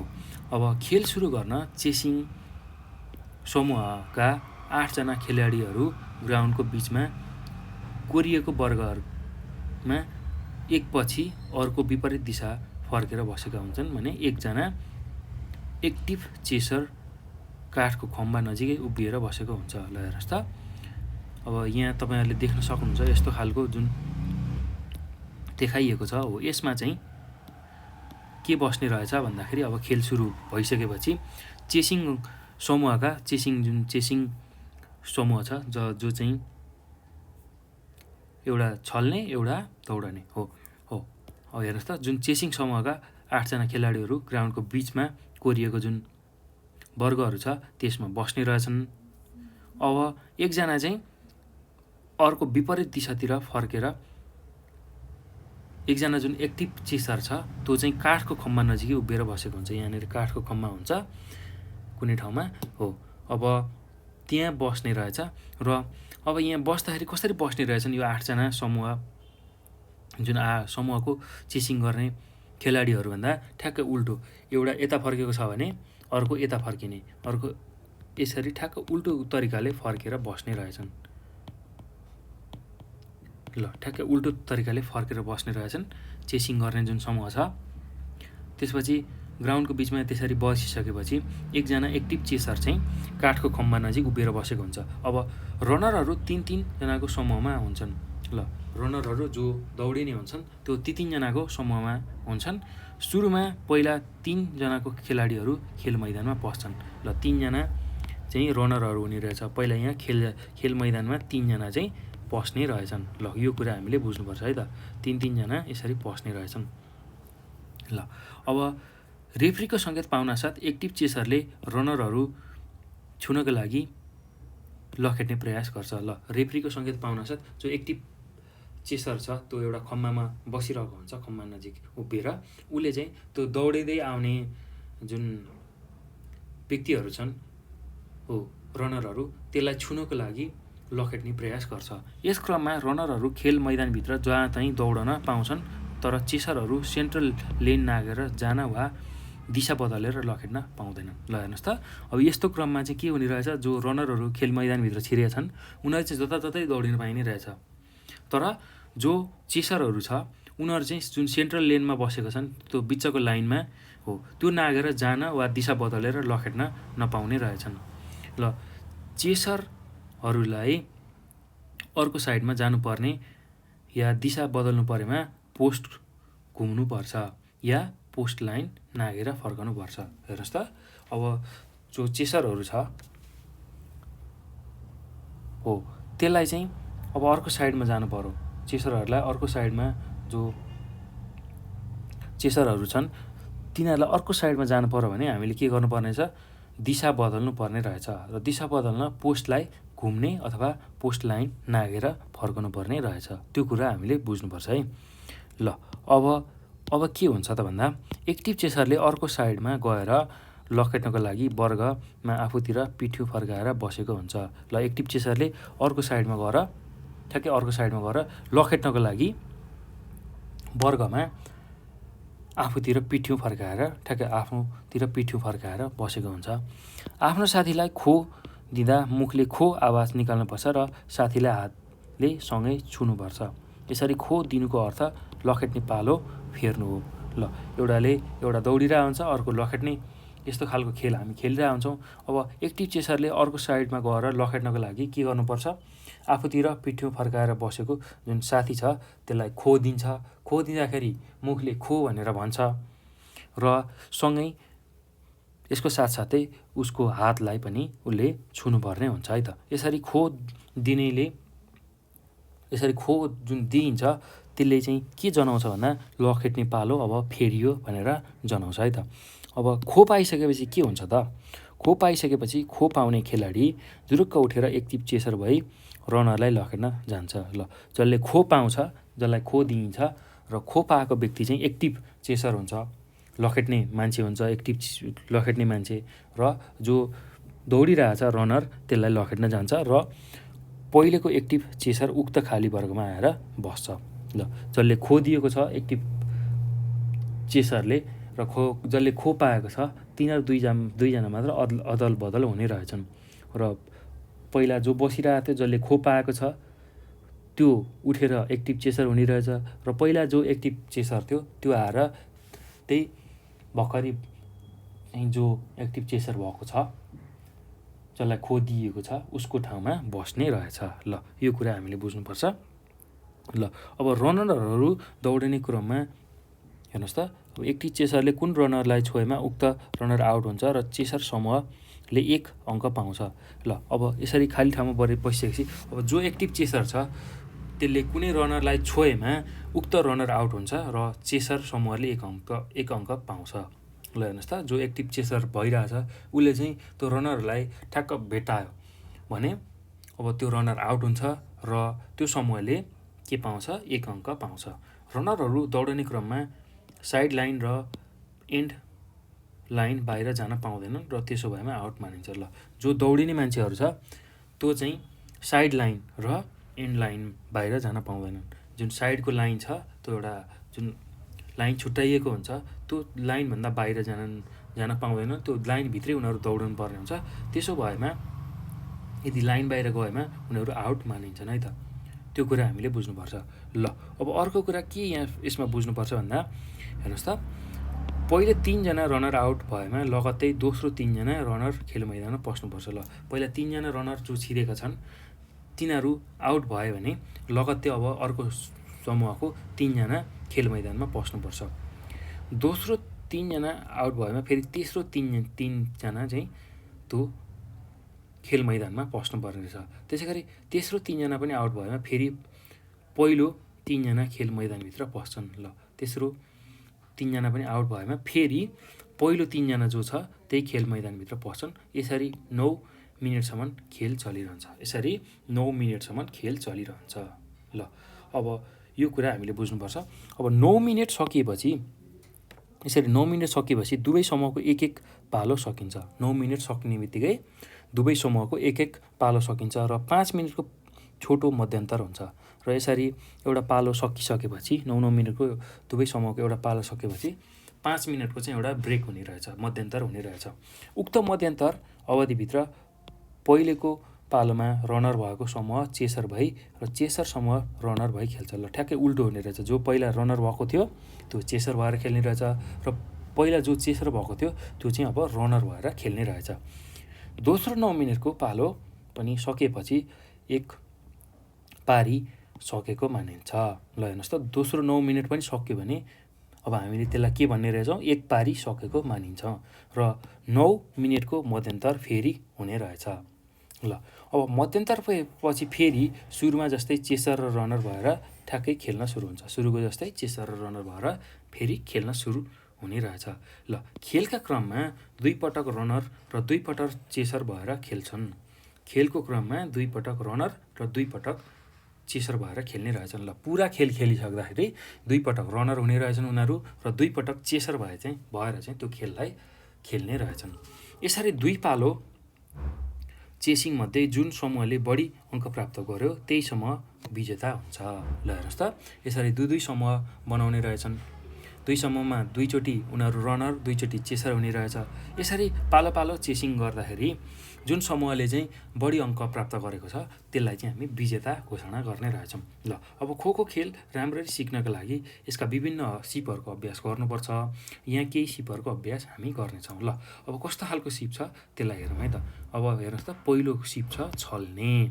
ल पहिलो सिप छ छल्ने। कसरी छल्न सकिन्छ त्यही कुरा हामी हेर्दैछौँ। ल हेर्नुहोस् त, छल्ने सिप रनरले प्रयोग गर्ने रक्षात्मक सिप हो। ल अब जसले लखेडिरहेछ उसलाई उबाट बस्नलाई रनरले यो सिप प्रयोग गर्छ, रक्षात्मक सिप प्रयोग गर्छ त। यहाँ यसमा एउटाले लखेट्ने अर्कोले छल्ने, त्यही काम गरिन्छ यो खो खेलमा। त्यो हुने हुँदा जो छल्ने सिप चाहिँ विशेष गरेर रनरले प्रयोग गर्छ र रनरले प्रयोग गर्ने रक्षात्मक सिप हो। जसले लखेटिरहेको हुन्छ त्योबाट बस्नको लागि रनरले यो सिपको प्रयोग गर्छ है त। चेसरलाई जति झुक्क्याएर समय खेर फाल्न सक्छ त्यति नै रनरहरूलाई फाइदा हुन्छ। ल हेर्नुहोस् त, जो लखेटिरहेको हुन्छ त्यसलाई झुक्क्याएर चाहिँ उसको समय खेर फालियो भने त्यो जो रनरहरू हुन्छ, दौडिने मान्छेहरू हुन्छ, उनीहरूलाई एकदम फाइदा हुन्छ। त्यो कुरा हामीले बुझ्नुपर्छ र त्यसैले यसलाई चाहिँ विशेष गरेर यस्तो छल्ने सिप चाहिँ रनरले बढी प्रयोग गर्छ है त।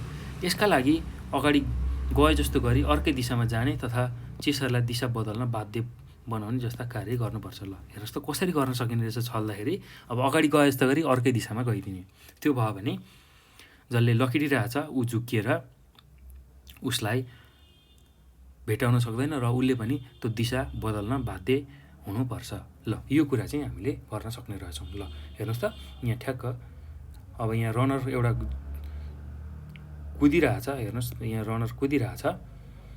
ल यहाँ अरू 3जना लाइनमा छन्। यहाँ यो एक्टिभ चेसर यहाँ पोल नजिक छ र यसरी यहाँ खो अभ्यास भइरहेछ है त। ल अब पोलमा खेल्ने। ल पोलमा खेल्ने अर्को सिप के रहेछ, पोलमा खेल्ने। ल हेर्नुहोस् त, यो चेसरले प्रयोग गर्ने सिप हो। यो चाहिँ चेसरले प्रयोग गर्ने, जसले चाहिँ लखेट्छ उसले प्रयोग गर्ने सिप रहेछ। रनरलाई आउट गर्न सजिलो ठाउँ भनेको पोस्ट नजिकै हो। ल जो दौडिरहेछ त्यसलाई चाहिँ आउट गर्ने ठाउँ भनेको, सजिलो ठाउँ भनेको पोस्ट नै रहेछ। ल पोलमा घुम्ने तथा पोलमा ड्राइभ गर्ने कार्यहरू विशेष रूपमा अभ्यास गर्नुपर्छ। पोलमा घुम्ने, यो पोललाई घुम्ने, त्यस्तै गरी पोल ड्राइभ गर्ने कार्यहरू विशेष रूपमा अभ्यास गर्नुपर्छ।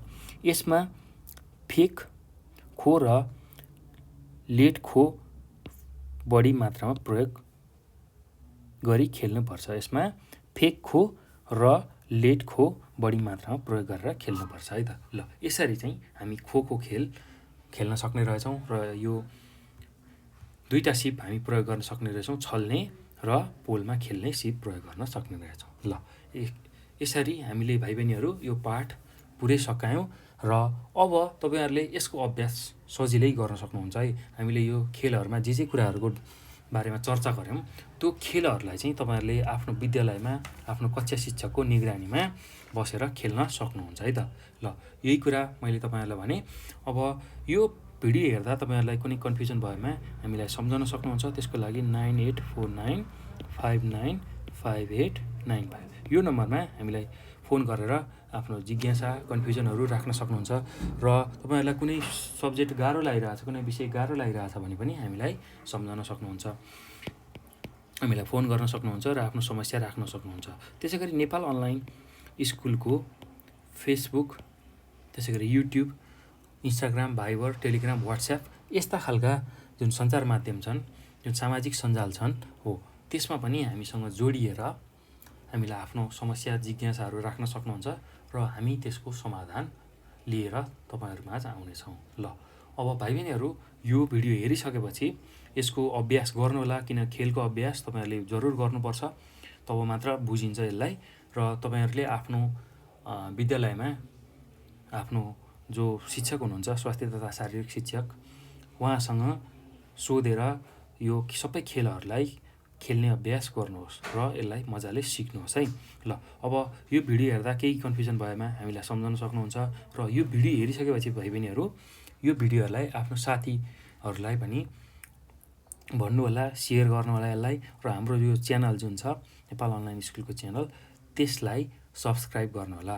त्यो सब्सक्राइब गर्नुभयो भने हामीले हाल्ने भिडियोहरू तपाईँहरूलाई एकदमै चाँडो प्राप्त हुन्छ र तपाईँहरूले जुन विषय पढ्न खोज्नु भएको छ त्यो विषय हामी तपाईँहरूलाई लिएर आउँछौँ र तपाईँहरूले यो भिडियो हेरिसकेपछि यस्तै खालका अरू भिडियो पनि हेर्न सक्नुहुन्छ र त्यसको लागि हामीले प्लेलिस्टहरू बनाएर सबै भिडियो राख्दै आइरहेका छौँ। ल त्यो कुरा तपाईँहरूले गर्न सक्नुहुन्छ है त। ल भाइ बहिनीहरू, यो भिडियो हेर्नुभएकोमा यहाँहरूलाई धेरै धेरै धन्यवाद।